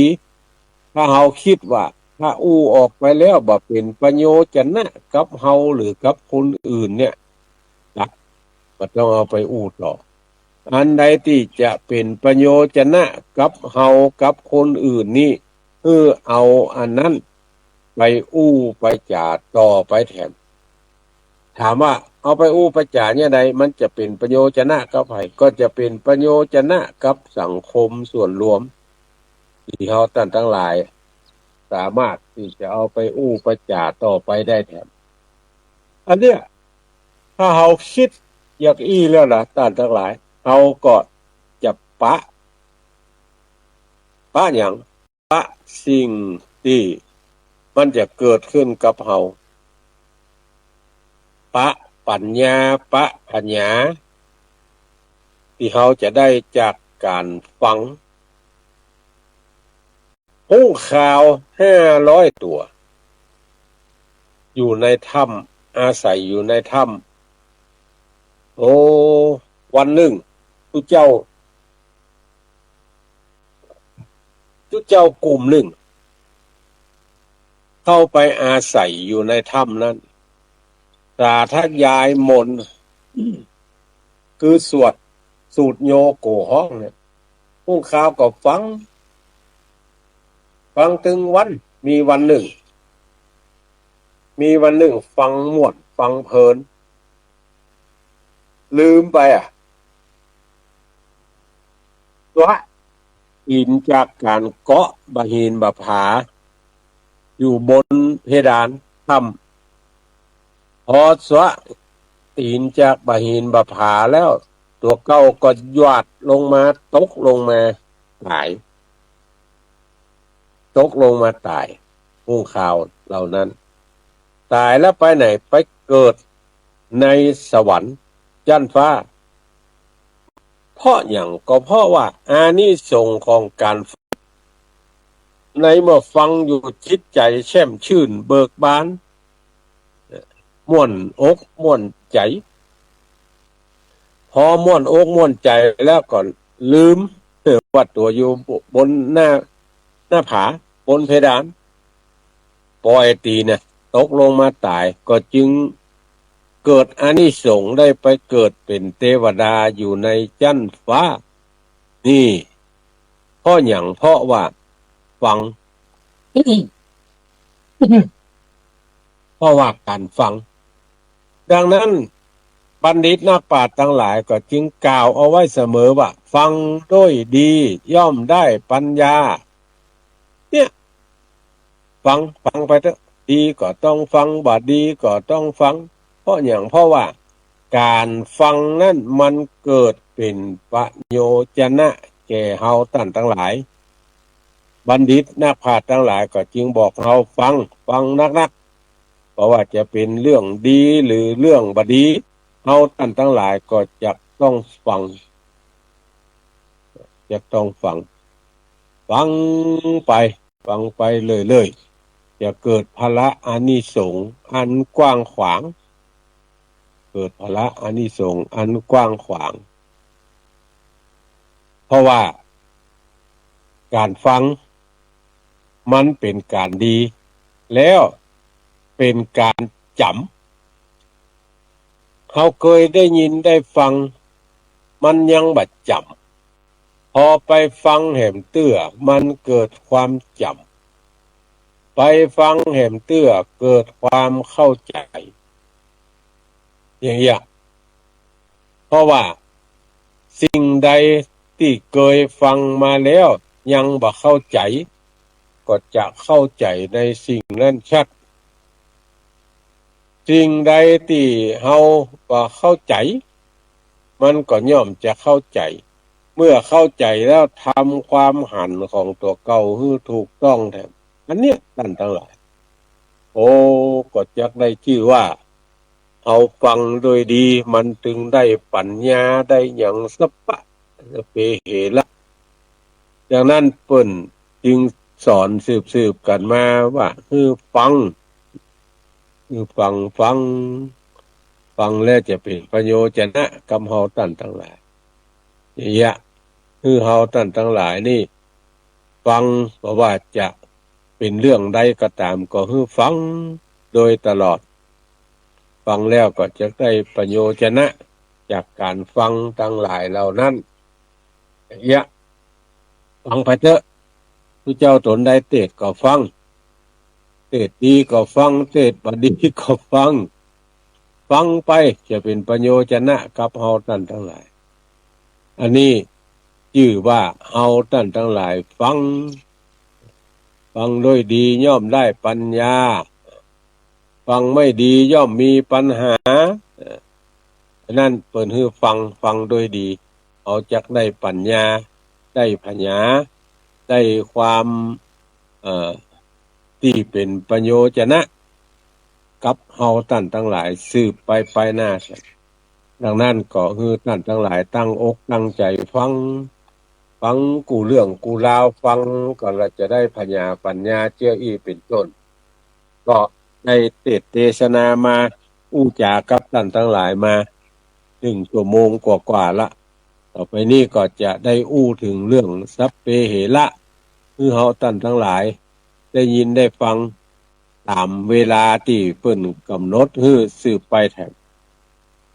ในช่วงเนี้ยเป็นช่วงเทศกาลเข้าพรรษาบางวัดบางวาก็มีคนเฒ่าคนแก่ไปจำศีลกินทานนอนวัดนอนวาบางวัดบางวาก็จะมีการสูดโยโกฮ้องสูดกรรมฐานเวียนเตียนแล้วก็ปิดมานอนบ้านนอนจองวัดนี้ก็มีการสูดกรรมฐานแต่บ่มีการนอนละเพราะว่าคนเฒ่าแก่เดี๋ยวนี้บัดเฒ่าอีกเด้อ60นี่ก็ลุกยากนั่งยากละจะต้องนอนที่สูงเพื่อจะได้หย่อนแข้งลงแล้วก็จะเตียวไปในที่ต่างๆได้อย่างสบายใจและถูกต้องสิ่งทั้งหลายเหล่านี้มันอยู่ด้วยอากาศอาหารสิ่งทำมือเฮาท่านทั้งหลายได้มีความเป็นอยู่อย่างถึงวันนี้ อากาศกับอาหารนี่เป็นสิ่งที่สำคัญที่เราท่านทั้งหลายจะต้องอยู่ในสถานที่ที่มีอากาศถ่ายเทได้สะดวกมีอาหารที่กินแล้วบริโภคแล้วมันดีต่อร่างกายอันนี่คืออย่างอีแล้วเราท่านทั้งหลายจะมีอายุมันยืนยาวอากาศอาหารนอกจากสองอย่างเนี้ยตึงอากาศตึงอาหารแล้วเขาต้องมีอารมณ์ดีการจะมีอารมณ์ดีนี่มันจะต้องอาศัยต้นไม้ใบหญ้าอย่างที่ได้อู้ได้จ่าได้เทศนามาตะกี้นี่อาศัยต้นไม้ใบหญ้าถึงจะมีอารมณ์ดีอากาศอารมณ์อาหารสามสี่สิ่งเนี้ยมันเป็นสิ่งที่เกี่ยวเนื่องกับกันที่ว่าเกี่ยวเนื่องกับกันนี่คือมันจะต้องอาศัยซึ่งกันและกันเขาท่านทั้งหลายถึงจะอยู่ได้ในในสิ่งแวดล้อมที่ดีที่ว่าตะกี้ก็คือช่วงเนี้ยเป็นช่วงเข้าพรรษาคนไปนอนวัดนอนวาคนไปจำศีลกินทานอาศัยอารมณ์อาหารอย่างนี้ที่ว่าตะกี้เนี่ยนอกจากนั้นเนี่ยเอาไปวัดเอาไปวาแล้วก็เมื่อไปวัดไปวามีการไหว้พระรับศีลอย่างต่างๆแล้วเนี่ยสิ่งที่เขาจะลืมบัดได้แหมอย่างหนึ่งก็คืออย่างคือการหยาดน้ำหมายตาลการหยาดน้ำหมายตาลเนี่ยท่านทั้งหลายหรือห้องว่ากรวดน้ำเนี่ยมันมีความมุ่งหมายแล้วก็วิธีปฏิบัติ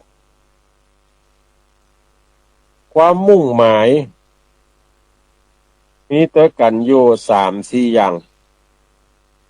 วิธีปฏิบัติก็มีตัวกันอยู่5-6ครับ7-8อย่างทีนี้ความมุ่งหมายและเหตุผลที่ต้องหยาดน้ำเวลาหื้อตาลมันมีความมุ่งหมายจังใดมันมีเหตุผลอันหยังอันที่หนึ่งคือเป็นการประกาศความตกลงใจซึ่งเป็นนามธรรมบ่มีรูปบ่มีห้างอันอย่างสักอย่างโดยใจน้ำเป็นสื่อออกมาแทนน้ำใจอันใสบริสุทธิ์ดุจน้ำที่ใสสะอาดบริสุทธิ์ที่สุดนี่คือเหตุผลแถมประการต่อมาเป็นการฮื้อวัตถุสิ่งของที่เป็นอสังหาริมทรัพย์นำเคลื่อนที่ไปบ่ได้มีอย่างพ้องอย่างก็ตามที่ยกย่างย้ายค้ายตี้ไปบ่ได้เนี่ยมันจะต้องหยาดน้ำหมายตาลตัวอย่างพระเจ้าพิมพิสารทรงมอบถวายพระราชอุทยานเวลุวันแก่พระพุทธเจ้าบ่สามารถจะยกประเคนได้ก็ทรงฮื้อน้ำเทหลั่งลงถวายพระพุทธองค์ว่าเวรุวันเนี่ยถวายแก่พระพุทธเจ้าเนี่ยแล้วก็หยาดน้ำหมายตาลนี่ประการหนึ่งแห่งประการต่อมาคือเป็นการแสดงเวลาที่ฮื้อสิ่งของที่ใหญ่โตก็สามารถจะหยิบก็สามารถจะยกได้เช่นพระเวสสันดรพระราชทานจ้างมงคลแก่พราหมณ์8 คนก็ทรงใจน้ำเทหลั่งลงเป็นสายเพื่อแก่พราหมณ์ถึง7-8 คนน่ะแห่งประการหนึ่งเป็นการอุทิศส่วนกุศลที่ตนได้บำเพ็ญแล้วแผ่ไปให้แก่ผู้ที่ล่วงลับไปการหยาดน้ำนั้น เป็นการอุทิศส่วนบุญกุศลที่ตัวเก่าได้บำเพ็ญแล้วประการที่สองวิธีปฏิบัติเมื่อกี้อู้ถึงเหตุผลความมุ่งหมายต่อไปจะอู้ถึงวิธีปฏิบัติในการหยาดน้ำหมายตาลมันมีวิธีปฏิบัติอยู่น้ำสำหรับที่เอามาหยาดต้องเป็นน้ำที่ใสสะอาดน้ำที่บริสุทธิ์ไม่ใช่ว่าจะเอาน้ำขี้มาเอาน้ำสกปรกมาเป็นน้ำหยาดอันนี้บ่เปิงกวนจะต้องเป็นน้ำที่บริสุทธิ์ประการที่สองการหยาดน้ำเนี่ยจะกระทำหลังจากการถวายเครื่องไทยธรรมแก่พระสงฆ์แล้วบ่มีที่ไหนจะหยาดน้ำก่อนฮือตาลต้องตาลเนี่ยก่อนละหยาดน้ำประการที่สามนิยมใจภาชนะสำหรับหยาดน้ำหรือกวดน้ำโดยเฉพาะถ้าบ่มีก็นิยมใจแก้วหรือจือใจก๊อกใจขันอย่างแตนควรจัดเตรียมไว้ให้เรียบร้อยก่อนจะถึงเวลาใจอันนี้เป็นหลักประการหนึ่งที่คนไปนอนวัดหรือคนไปวัดจะต้องได้ศึกษาในเรื่องการหยาดน้ำหมายตาลถ้าภาชนะที่มาใจกวดน้ำมันมีปากกว้างเป็นต้นว่าใจแก้วน้ำหรือก๊อกน้ำขันน้ำเนี่ยนิยมใจนิ้วจี้มือขวาเนี่ยเอาหองน้ำให้ไหลลงไปตามนิ้วจี้นั้นเพื่อป้องกันไม่ให้น้ำไหลลงเปื้อนภาชนะที่มันมีปากแคบปากน้อยอยู่แล้วบัดนิยมใจนิ้วมือรองรับสายน้ำนั่นครับเมื่อพระเถระประธานสงฆ์เริ่มอนุโมทนาว่ายะถาเฮาท่านทั้งหลายที่เป็นตายกตาญิกาก็เริ่มหลั่งน้ำอุทิศส่วนบุญส่วนกุศลโดยการกำหรือจับภาชนะที่กวดน้ำโดยมือตึงสองลิ้นฮื้อไหลลงเป็นสายบ่ฮื้อขาดตอนพร้อมตั้งจิตอุทิศบุญกุศลให้แก่ผู้ล่วงลับไปแล้ว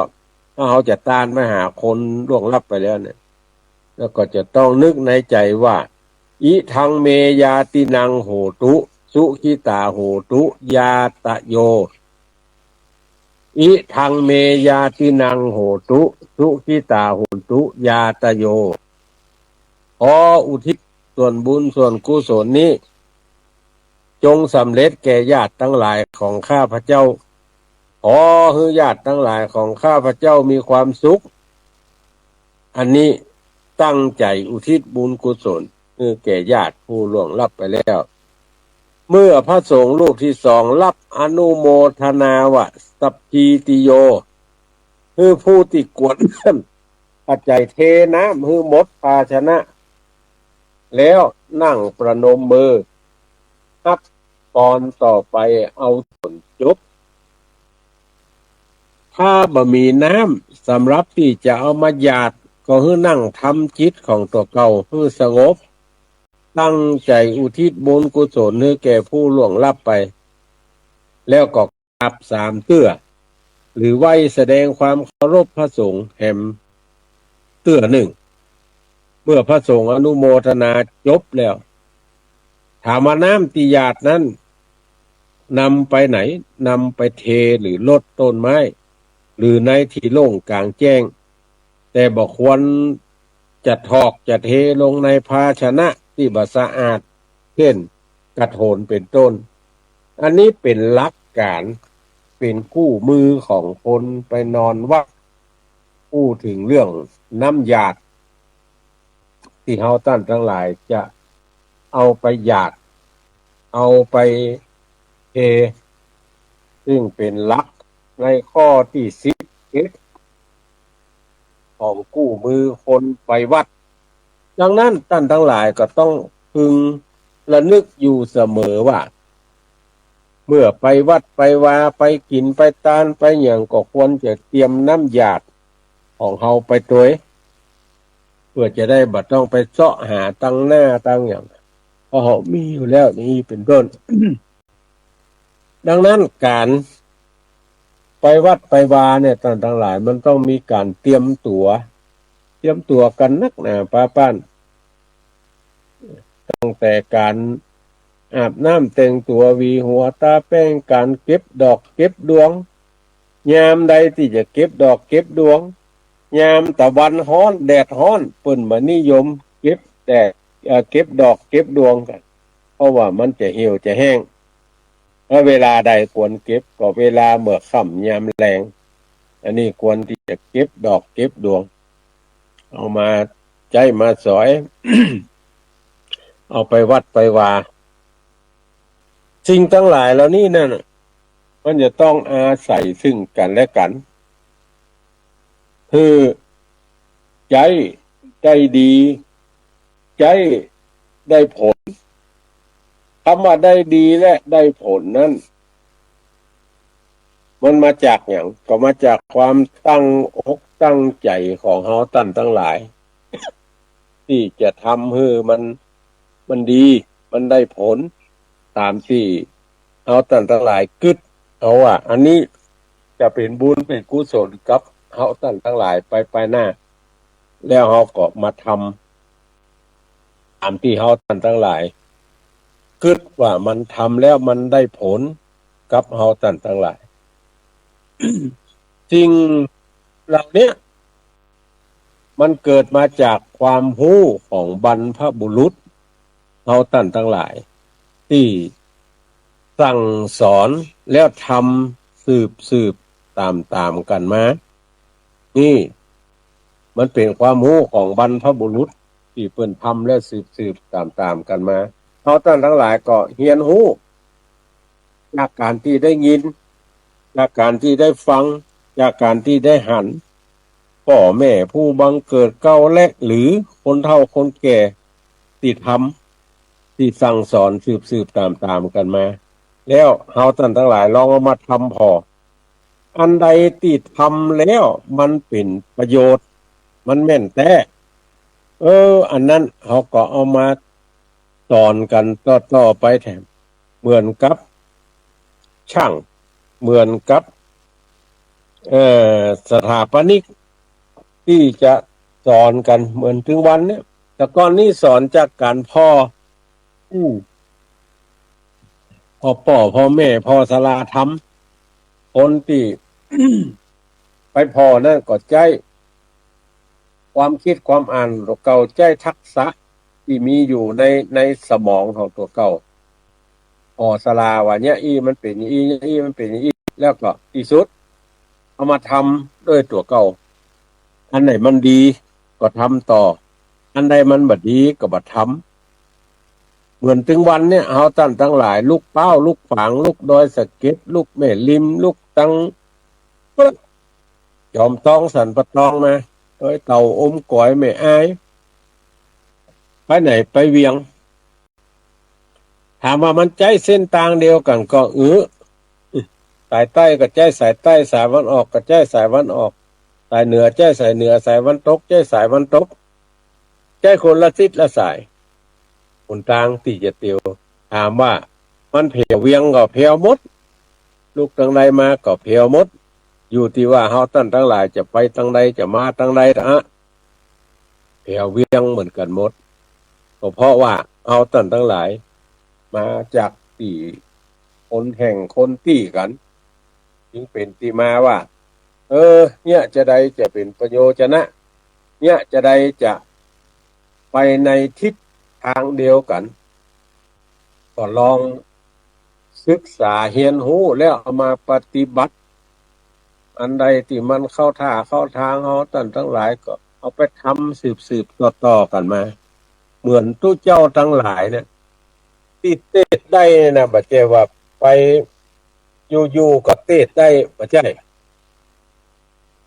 ตู้เจ้าทั้งหลายในประเทศไทยเนี่ยมีบ่ฮู้สักกี่แสนตน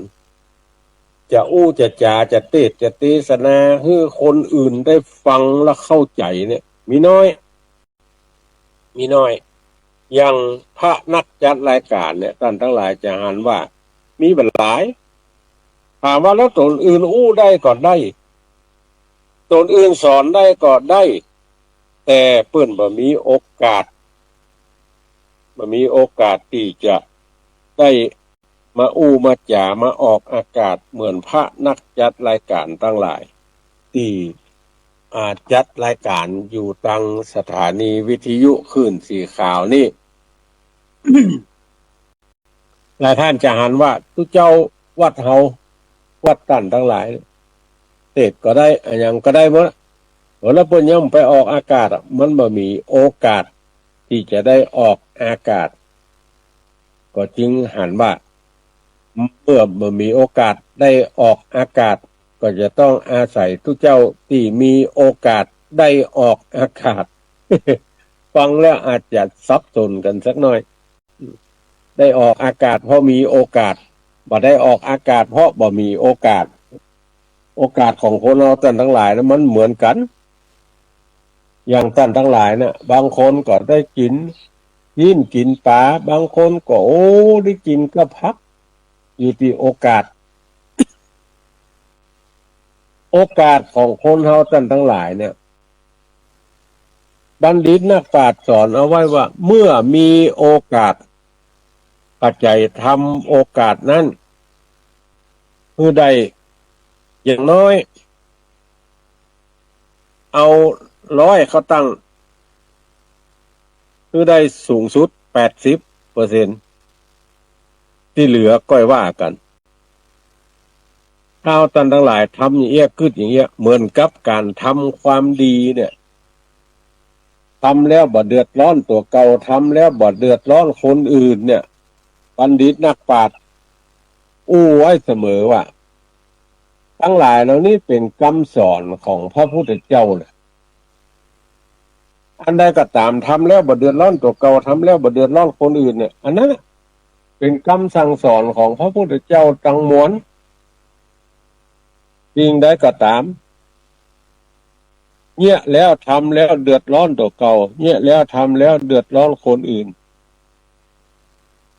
สิ่งทั้งหลายเหล่านั้นบ่ใช่คำสั่งสอนของพระพุทธเจ้าแล้วเนี่ยอันใดก็ตามที่เป็นคำสอนของพระพุทธเจ้าอันนั้นควรจะทำเร่งรีบที่จะต้องทำอันใดก็ตามที่บ่ใช่คำสั่งสอนของพระพุทธเจ้าทั้งหลายอันนั้นคือควรเร่งรีบที่จะละไม่ต้องไปทำเพราะว่า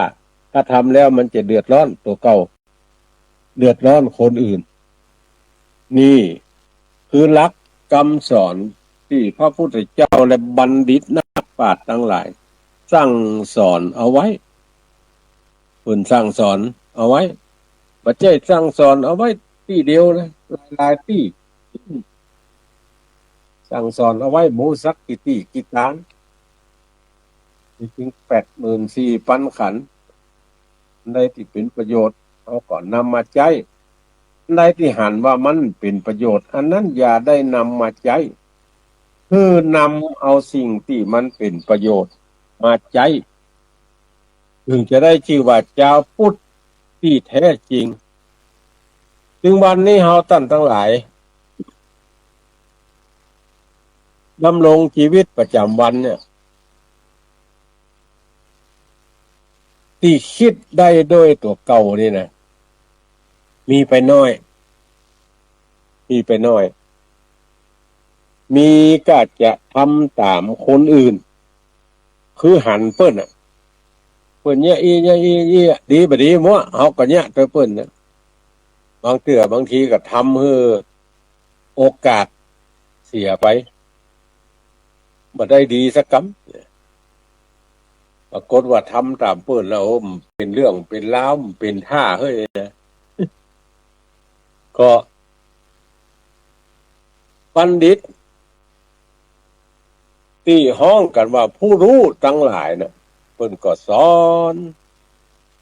โดยตลอดสอนเฮาท่านทั้งหลาย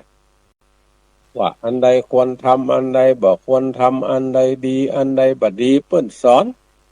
สอนสอนสัปปะว่าวิธีทำจะได้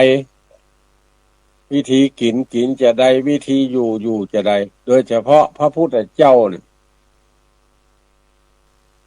สอนภิกษุทั้งหลายตั้งแต่ตื่นเจ้าจนเข้านอนตื่นเจ้ามาแล้วต้องเนี่ยจะได้ การเตียวการเดินการเหินเนี่ยจะได้การยืนเนี่ยจะได้การนอนเนี่ยจะได้อย่างเตียวเดินนอนอิริยาบถถึง3 ถึง 4อย่างเนี่ยควรจะเนี่ยจะได้ก่อนจะนอนเนี่ยจะได้ลุกมาแล้วเนี่ยจะได้จะกินเนี่ยจะได้สอนสัพพะสอนภิกษุสงฆ์องค์เนนสอนตึงคนสอนตึงเทวดาทั้งหลาย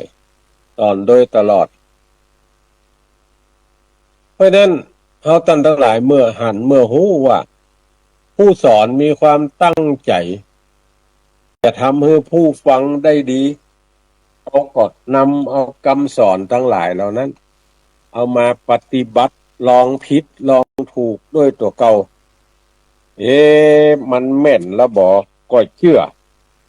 จะไปฟังเชื่อโดยพละการถึงวันนี้ที่มันเดือดเนื้อห้อนใจก็เพราะว่าเขาเชื่อโดยพละการโดยเฉพาะในยุคในสมัยเนี้ยเพิ่นบ่ฮู้เชื่อโดยพละการอีแม่สตางค์หมดละขอจงมือกำกะหอกะหั่นกะนี่จะไปฟังโอนให้เขาเตือจะไปฟังตรงให้เขาเตือถามให้ได้ความก่อนในยุคนี้ในสมัยเนี้ยมันทำได้เขียนเสียงปากใจเสียงอันอย่างได้หมดวันเดือนปีเกิดอันอย่างสปะฮอร์โมนก็จะต้องออกก้อยและถามกันให้ดีก่อนว่ามันแม่นก็ถ้าแม่นแล้วก้อยตกลงปลงใจอย่าไปเชื่อโดยง่ายถ้าเชื่อโดยง่ายแล้วก็จะทำมือเสี่ยงเข้าเสี่ยงของไปดังนั้นเพิ่นจึงสอนให้เราท่านทั้งหลายอย่าไปเชื่ออันอย่างโดยง่ายเชื่อให้เป็นคนเชื่อยากน้อยและจะได้บรรลำบากใจนี่คือหลักของการเชื่อหลักของการดำรงชีวิตอยู่ในสังคมปัจจุบันนี้นี่ได้ศึกษาห้ำเฮียนมาแล้วเอาท่านทั้งหลายก็จะฮู้ว่าอันใดมันเป็นประโยชนะอันใดมันเป็นประโยชนะกับเฮาท่านทั้งหลายครับนี่นะก็คือกึดและท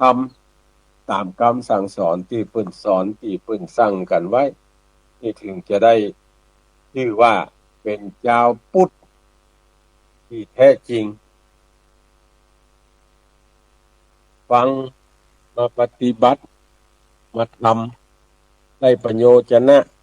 และก็เชื่อในคำสั่งสอนในคำบอกเล่าในคำที่คนอื่นแนะนำคำสอนเฮาท่านทั้งหลายนี่ถึงจะได้ชื่อที่ว่าตะกี้ฟังโดยดีย่อมได้ปัญญาฟังบ่ดีย่อมมีปัญหาเนี่ยหมู่นี้เราต้องฟังโดยแท้จริงก็ท่านทั้งหลายก็บ่ใช่ว่าบ่ฟังนะฟังมาโดยตลอดแต่ว่าบางทีมันลืมนี่เพราะอย่างเพราะว่าปัจจัยภายนอกมันส่งผลให้เฮาลืม ตั้งแต่อากาศตั้งแต่อาหารตั้งแต่อารมณ์ทำให้เฮาลืมว่าเฮาเป็นไผ ลืมแม้กระทั่งว่าตัวเก่าเป็นไผนะบางทีโมโหมากลืมไปถามคนอื่นยิ่งว่าหาเป็นลูกไผโหว่าตัวเก่ายังโมโหว่าเป็นลูกไผไปถามคนอื่นซ้ำหาอันนี้คือลืมตัว ลืมตัวไปดังนั้นลืมนี่ใครก็ลืมได้มีสิทธิ์ที่จะลืมได้แล้วก็บัดใจว่าไผ่ก็จะลืมได้มันยากจะได้ลืมบ่ลืมจำบ่จำมันเป็นสิ่งที่เกิดกู้กันมาในโลกาเฮานี่ลืมจำแล้วเนี่ยได้เมื่อมันลืมก็ต้องดึงสติตัวเก่าให้ปิกมาว่าเฮาเป็นไผแล้วเฮาทำอะไรอย่างอยู่เฮาอยู่ที่ไหนเมื่อเฮาได้สิ่งทั้งหลายหมู่นี้มาแล้วเฮาก็จะได้ทำตามคำสั่งสอนของบัณฑิตนักปราชญ์ทั้งหลายว่าเฮาเป็นไผเฮาอยู่ที่ไหนเฮาจะเนี่ยจะใดแล้วเฮาจะไปที่ไหนนั่งยืนเดินนอนที่ว่าตะเกียพระพุทธเจ้าสอนมาหมดบัณฑิตนักปราชญ์ทั้งหลายก็เอามาทบทวนจนที่สุดเอามาเขียนเป็นลายลักษณ์อักษรท่านทั้งหลายลายลักษณ์อักษรเพราะว่าจะเป็นหนังสือประเดี๋ยวนี้สมอหนังสือดิจิทัลเขาใครฮู้เรื่องอย่างก็ไปเปิดพอใครฮู้พระไตรปิฎกว่าด้วยเรื่องอย่างข้องไปเปิดพอหั่นแล้วเขาก็จะปะสเปดที่เขาใครฮู้มีอย่างคือถามกู ถ้าบัดถามกูนี่จะยุ่งบางเทื่อกูก็โมโหทำสิ่งที่เขาถามบ่ได้ดังใจสักคำกูอย่างกูเกิลมีอะไรให้ถามกูนะไม่เข้าใจอะไรให้ถามกูนี่คือกูเกิลคืออย่างกูเกิลก็คือข้อมูลที่เขาเขียนไว้ทำไว้บรรจุไว้ในคอมพิวเตอร์ห้องสมัยใหม่ว่า AI ดังนั้นจะฮู้อย่างใดก็จะต้องถามต้องเรียนฮู้ต้องค้นหา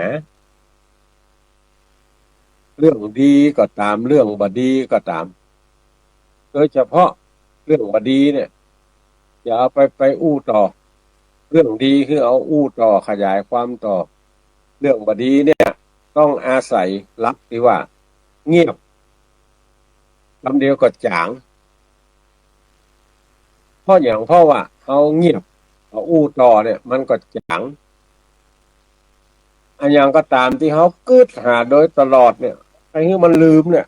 ก็คือห่างเงียบคำเดียวก็จางห่างคำเดียวก็ลืมเมื่ออำนาจวาสนาหมดก็เหลือเยื่อใยต่อกันแล้วถ้าเดี๋ยวมันก็แยกย้ายไปคนที่คนต่างมันมาอยู่ติดมันมาอยู่ทนมันย่อมจะไปคนละทิศละทางสิ่งทั้งหลายในโลกเนี่ยบอกว่าจะเป็นเรื่องดีบอกว่าจะเป็นเรื่องให้เพราะว่าจะเป็นเรื่องอย่างสักอย่างเนี่ยท่านทั้งหลายมันก็จะต้องอาศัยความเงียบความห่างเงียบมันก็จางห่างมันก็หาย ถ้าเราใจรักธรรมะคำสั่งสอนของพระพุทธเจ้านะเขาจะอยู่ในโลกานี้ม่วนทั้งหลายถ้าปัจจัยรักคำสั่งสอนของพระพุทธเจ้าเนี่ย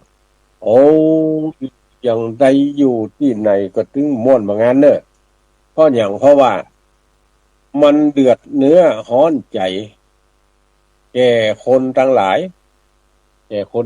นะไม่ใช่แก่เขาคนเดียวนะแก่คนทั้งหลายการเดือดเนื้อร้อนใจแก่คนทั้งหลายเนี่ยโอ้เอามันนักแน่น มันหนักแน่นต่อสิ่งที่มันมากระทบจิตกระทบใจเขาตั้งหลายเนี่ยบางทีเป็นผีบ้าเหมือนกันนะเป็นผีบ้าอย่างไรเป็นผีบ้าเพราะการได้ยินได้ฟังมา แล้วก็ไปฟังเชื่อ ตามนั้นแต่บัดแต่บ่ฮะแม่นบ่แม่นบ่ฮะนี่นะไปฟังเชื่อตามนั้นอันนี้ทำให้เสียโอกาสทำให้เสียโอกาสเนี่ยจะได้บ่ให้เสียโอกาสก็จะต้องฟังแล้วนำมาพินิจพิจารณาว่าอันนี้แม่นก็อันนี้บ่แม่นก็นี่นะเพราะว่าถ้าเราไปฟังคน100 คนเนี่ยมันจะได้ฮะเขาลองนึกว่าคน100 คนที่มันจังเฮาเนี่ยเคยไปทำอันอย่างให้เขาจังพ่องมันมาถึง5 คนนะ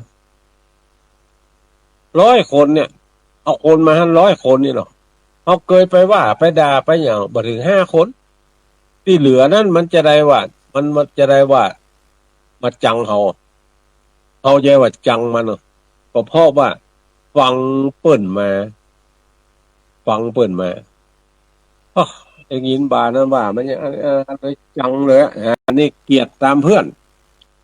อิจฉามันไส้ชอบขี้หน้าก็ชอบขี้หน้าก็เลยจังฟังตามกันมาแล้วในเมื่อเฮาตั้นทั้งหลายหู้100 คนเนี่ยเฮาไปว่าเขาบ่ถึง5 คนเนี่ยมันมาชอบขี้หน้าเฮาแล้วเฮาจะไปแคร์คนแถม95 คนนั่นอย่างเพราะว่าเขาบ่ได้เขาก็ไม่ได้ไปว่าอย่างเขาบ่ถูกกับเขาจังเขาคนเดียวมันเป็นเรื่องของเขาก็ต้องอาศัยสิ่งเหล่านี้มาเป็นหลักคิดในการดำรงชีวิตเพราะว่า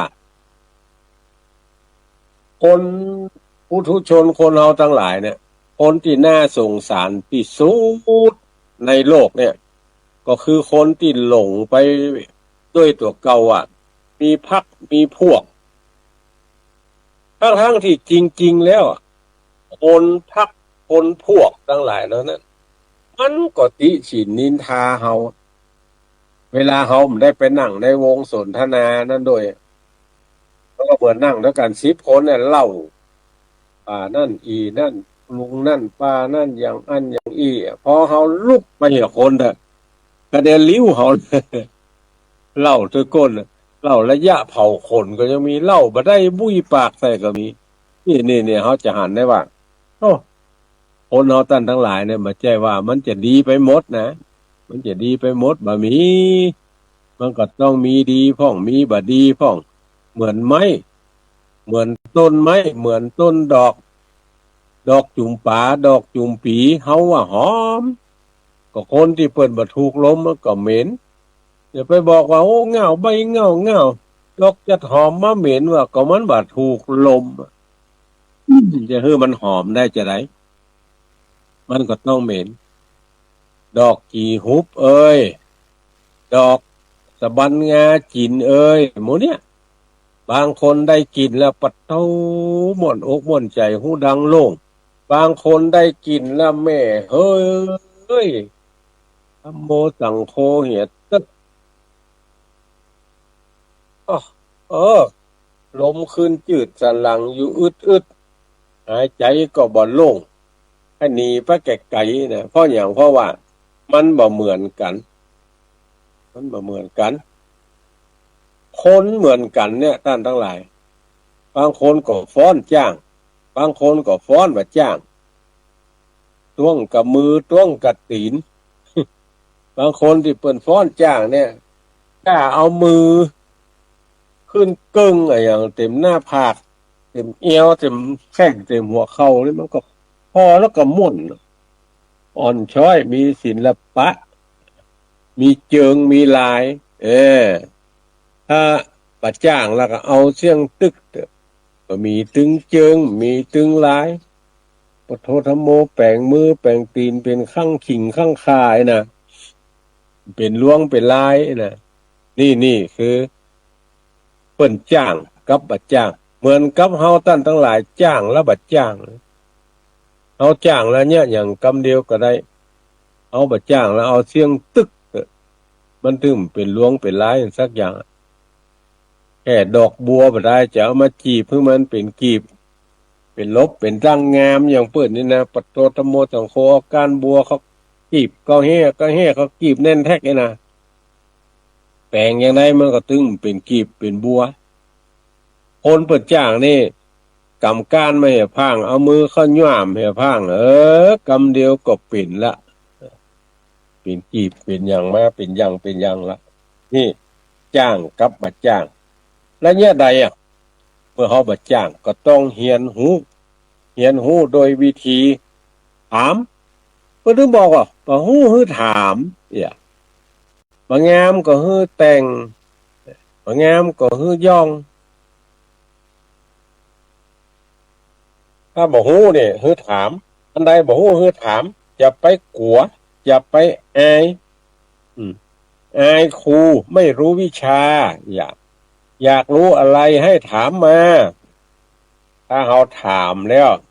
ถ้าเราฮู้แล้วเราปฏิบัติถูกแล้วเนี่ยจะเป็นประโยชน์กับเราท่านทั้งหลายนักหนาป้านเนอะท่านผู้ฟังทั้งหลายเป็นประโยชน์เหลือเวลาแถมน้อยเปิดโอกาสให้ท่านทั้งหลายได้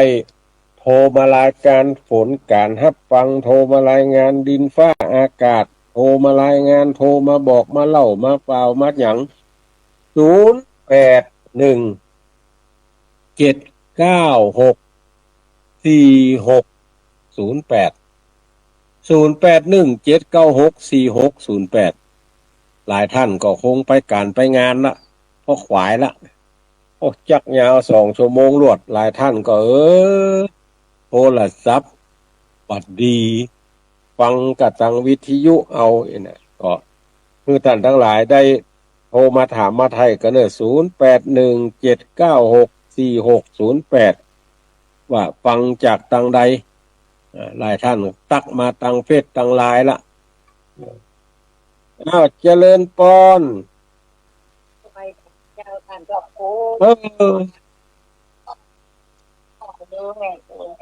โอ้แต่ว่าน้ำท่วมก็แม่ก็ขึ้นอยู่เจ้านาที่อยู่ยิ้มน้ำไม่แล้วก็น้อยๆอยู่เจ้ามาถึงบ้านเจ้าเขาก็บ่ายโมงแล้วเจ้าหน้าขึ้นวันแล้วเจ้าลงแล้วดีละโอ้ได้ดีใจยินดีเนอะฟังเอา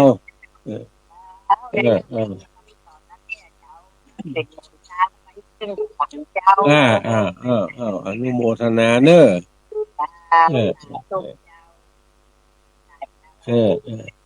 แม่ป้อ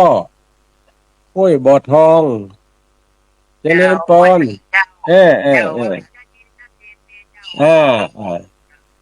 ยินดีเจ้าขอบคุณเจ้าขอโทษเจ้าได้ฟังถึงวันเจ้ารักษาสุขภาพนะเจ้าขอบคุณ694จากทางใดเอ่ยเจริญปอน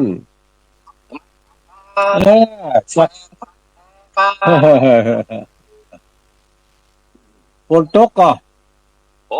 ฝนตกครับฟ้ามันเปล่งนะครับน้ำมันเปล่งโอ้ม่วนขนาดนั้นเลยครับท่านที่ออกนี่นะเนาะ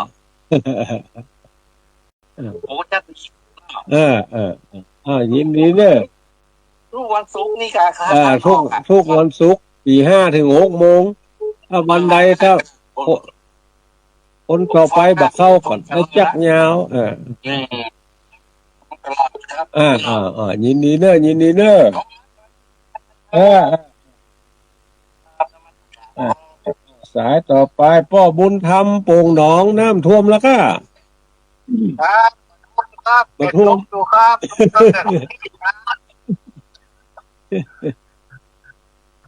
แต่ว่างกับตกตั้งเมื่อคืนมาถึงเมื่อไงขวายคิด อ๋อ โมงเว้ย เออฝนตก ไปสักคำไหม ไปไหน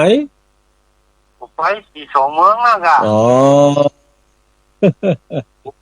ไปพะลึก อ๋อ ไว้โอกาส เออเออเออเออเออเจริญพรเจริญพรโยมกนกพิชัยนาตักมาตังลายอ่านมาได้จะเนอะเจริญพรฟังอยู่เนาะยินดีเนอะฝนตกอ่ะอ๋อดีแล้วเนาะเดี๋ยวนี้เอออ๋อดีแล้วฝนตกจะได้ทำให้ทำนะเจริญพรแม่จงดีเชื้อกันทาเมืองฝางว่าใดเรื่องฟ้าเรื่องฝน ฝนตกเจ้า อ๋อ ส่งเจ้าละ อ๋อ อันนี้ฝนตกเป็นใจเนาะเจ้า เต็มอกเต็มใจได้จักยาว ช่วงโมง 2 ชั่วโมงคอพอแห้งเลยเอออู้อย่างนั้นกับเตดอย่างนี้บ่เหมือนกันเฮ้ยคนละเรื่องละราวเฮ้ยเอออันนั้นว่าไปตามเนื้อผ้าอันนั้นว่าแบบจังซอหรอหันนั้นได้ว่าหันนั้นได้เออยินดีเด้อ เจ้าหนึ่ง ลูก มังในหนังที่สองประเทศนี้เจ้า อ๋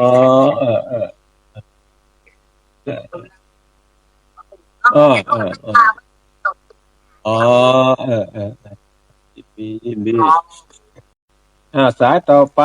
919เจริญพร เจ้ากับภาษาเจ้าทุรู้ ทุกเที่ยวนะพรสีตี้อ่ะต้องหลับเนอ ฝนตกก่อน ตกแต่ว่าวันนี้บัดตกแต่ว่าอะไรก็ตกมันตกวันศีลแม่แต่ว่าเจ้ายินดี ประโยชน์2 ชั่วโมงลวกนี่นะใส่กินไปเลยเด้อเจ้าแก้วไว้จ่าได้ทุรู้สาธุเด้อเจ้าเด้อ อุ้ยนวลกำแพงเห็นว่าจังใดฝนตกก่อนบนดอย ตัวตกนี่ก็คุยเจ้าไหนน้ำก้งนี่กะอยู่ห้องไข่เพ่น้ำโค้งจะขึ้นสักบึดก่อนแต่ว่าไปแล้วก็ปิกมานอนไปหาหมอวันนี้แต่ว่าขึ้นไปเอวหาละวันนี้หมอนัดไปเอวหาแต่ว่าวันนี้หมอนัดซุกก็ห้องนายไปได้ไปอ่ะกันตะวาละวันนี้ไปหาหมออ่ะ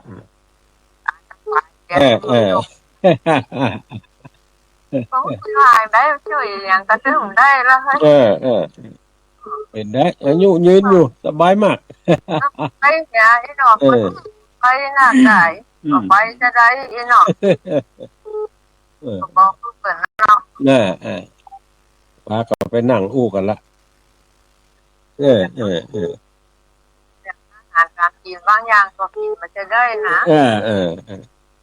เขาขายแม่เอาของกินไม่ต้องอันที่แบบนี้อันใดก็กินได้ไม่ต้องเอาไปเนอะขาดไปก็ต้องขึ้นเนาะก็ดีละเป็นอย่างละไปหาหมอก็ดีละ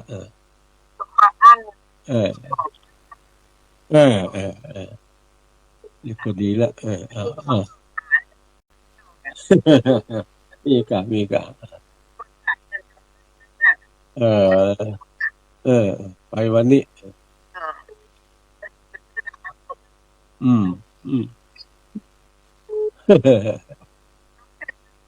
อีกคน เจ้าอะเนาะเป็นทุกปีก่อนเนาะ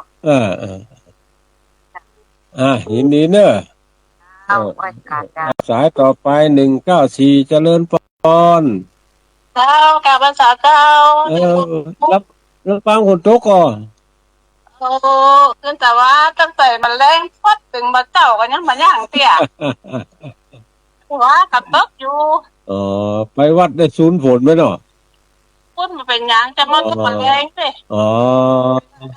อย่างแหละมดมาตกเอาตื่นใจเท่าเป็นกลักน้ำนี่ได้เก็บเต็มขวดนะยักยาว2 ชั่วโมงรวดนี่เนอะคุณเด้อเจ้าแม่น้อยบ้านท่าโทกว่าจังใดจำได้อยู่อยู่นะอีกตั้ง2 ชั่วโมงในวันนี้2 ชั่วโมงวันนี้จักยาวฟังจากสถานีไหนแม่วัดบรรพตชัดเจนนี่เนาะชัดเจนดีครึ่งไปนะดีละบัดเดี๋ยวนี้บ่มีแต่ว่ามีบอกให้พอดีเนี่ย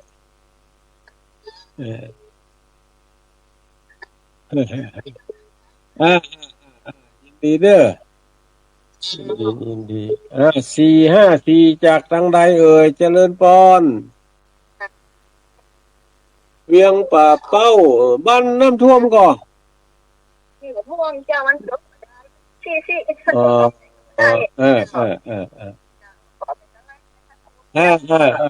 ยินดียินดี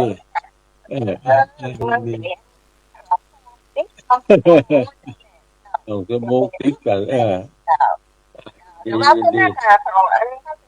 มันได้ไปกันเฮ้ยติดภารกิจอย่างอื่นไม่ได้ไปสักกัน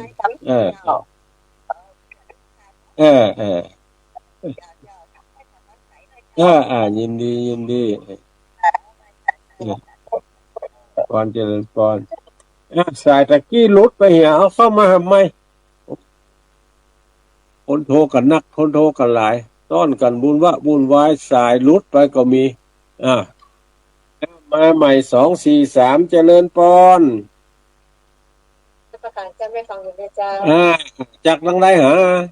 สีโพธารามเจ้าสีโพธารามพลตกกันนะพระเจ้านี่เจ้ายินดีเลยวันนี้จักยาว2 ชั่วโมงเสียงแหบเสียงแห้งสัญญาณเห็นเลยเจ้ายินดีมาสักการเจริญพรเอายายศรีร้อนว่าจังใดฮัลโหล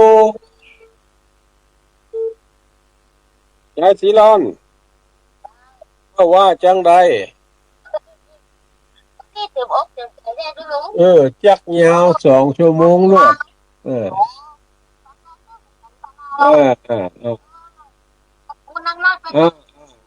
ยินดี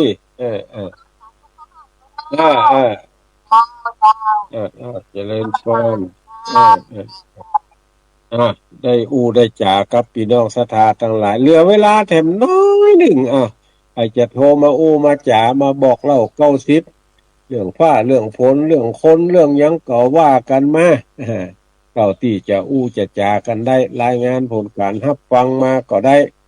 ทางเมืองฝางบอกว่าสถานีวิทยุรู้แถมแล้วว่าแปลงแต่วันนั้นนี่นะดีได้4-5 วันมันเรื่องของเทคนิคของเครื่องเนาะบางทีฟ้าผ่าน้อยเดียวมันก็ทำให้อันโน่นนั่นนี่เสียไปบางเทื่ออยู่บัดได้ก็ดักแวดก็มีนะมันเอาแน่เอานอนบัดได้เกี่ยวกับดินฟ้าอากาศเนี่ยกันทั้งหลายว่าใจว่าตั้งแล้วมันจะดังไปตลอดจาดบัดใจบางเทื่อมันก็มีลุมีเสียเหมือนกับเฮาท่านทั้งหลายเนี่ยก็บางวันก็เมื่อยบ่ม่วนบางงานบางวันก็เป็นอย่างสบายมาก ไปซ้อนกัน4-5 งานก็ยังได้อยู่บางวันนี่ลูกบอกขึ้นบอกใครไปไหนสักทีไอ้นะไอ้นอนอย่างเดียวไอ้นะมันตึงม่วนบางงานไอ้นะมันนึกมีอย่างจะม่วนเต้านอนนะไอ้นะบางทีจะเป็นอย่างนั้นหรอกคนเฮาท่านทั้งหลายนะไปไหนนอนเนี่ยม่วนที่สุดละไอ้นะบางก็โอ้บาดได้นอนบาดได้อย่างสักกำก็ถึงบ่ม่วนบางงั้นอย่างใดก็มีเหียนี่หมดไอ้นะบางทีมันก็จะเป็นอย่างนั้นอยู่ที่ดินฟ้าอากาศและอาหารการกินเนอะสถาท่านทั้งหลายดินฟ้าอากาศและอาหารการกินเพราะว่านี่หั่นข้าวน้ำท่วมจากเวียงปะเป้าท่านนายอำเภอเวียงปะเป้าโอ้เพิ่นถ่ายมาคือพอปัดโตธโมสังโฆน้ำเต็มถนนรถสัญจรไปมาก่อนยากอันยังก็รู้น้ำท่วมนี่ยากไปหมดกันทั้งหลายอย่าได้มือน้ำท่วมมันเป็นภัยธรรมชาติมันแก้ไขยากเพราะคนเฮาท่านทั้งหลายตึงวันเนี่ยแปลงลุกล้ำน้ำแม่น้ำเมืองไปก็ก่อนที่มันถึงเวลาแล้วก็ล่องเมืองล้างเมืองกันหรอกน้ำก็ไปมาสะดวกประเดี๋ยวนี้มีละล่องเมืองอย่างไม่น่ามีละเพราะว่าเมืองเส้นใดก็ป้ากันไปอันนี้หมดหล่อไปนี่หมดถึงแม้ว่าจะเอาปากมันกว้างก้นมันก็ยังแคบอยู่ดีเอาจะเอาเลิกจะได้มันก็ติ้งแคบอยู่ดีน้ำไปน้ำมานี่มันแบบสะดวกเหมือนธรรมชาติถ้าธรรมชาติเนี่ยมันจะไปทางใดจะมาทางใดมันง่ายทางใดมันก็ไปทางนั้นมันง่ายโอ้ถ้ามันแบบธรรมชาติเนี่ยอันใดก็ตามที่ฝืนธรรมชาติเนี่ยมันยากน้อยเอาท่านทั้งหลายก็ใจวิจารณญาณใจความคิดของตัวเก่าเนี่ยช่วยขึ้นอันใดมันเป็นประโยชน์ก็ทำอันใดมันเป็นประโยชน์ก็ละไว้เหี้ยอันใดเป็นประโยชน์ต่อสังคมส่วนรวมเขาก็ทำไปเพราะว่ามันเป็นประโยชน์ต่อสังคมส่วนรวมเนาะอันใดมันเป็นประโยชน์ต่อสังคมส่วนรวมก็เป็นประโยชน์ต่อตัวเก่าได้หาไหมนะตัวเก่าก็ยังได้ประโยชน์อย่างจากสิ่งนั้นนะขัดใจละเลยขัดใจละและทำสิ่งที่เป็นประโยชน์กับตัวเก่าแทนวันนี้ใจเวลามาครบถ้วนขบวนการละจักขอนำรายการนี้จากท่านทั้งหลายไปก่อนวันศุกร์แน่มาปะกันแทมไม่แล้วก็วันอังคารที่2ของเดือนสิงหาวันอังคารที่2ก็คือวันที่11เมื่อคืน8 โมงถึง 9 โมงมาปะกันแห่งกรรมเพราะอาตมาภาพออกรายการ2 วันอังคารที่2ไม่ใช่วันที่2นะวันอังคารที่2อังคารแรกไม่ใช่เตี้ยอังคารที่2ก่อนเวลา 2 ทุ่มถึง 3 ทุ่มแล้วก็ทุกวันศุกร์ในเวลา 5 โมงถึง 6 โมงบางศุกร์อย่างวันเนี้ยเจ้าพระสงฆ์นักจัดรายการรูปอื่นบ่ได้มาเข้ารายการเพราะโน่นนั่นนี่มีภารกิจมีศาสนกิจที่จะต้องไปทำเนี่ยนะก็จะต้องออกช่วยกันไปเจาะก็มาปะกันแห่มกรรมก็วันศุกร์แน่ก็ขออำนวยอวยพรเนื้อท่านทั้งหลายโอ๊ตสหฟังเป็นเวลา2 ชั่วโมงเต็มเนี่ยคืออยู่ดีมีสุขมีอายุมั่นขวัญยืนอยู่ก้ำจูดูยังวรพุทธศาสนาดูตั้งกินดูตั้งไว้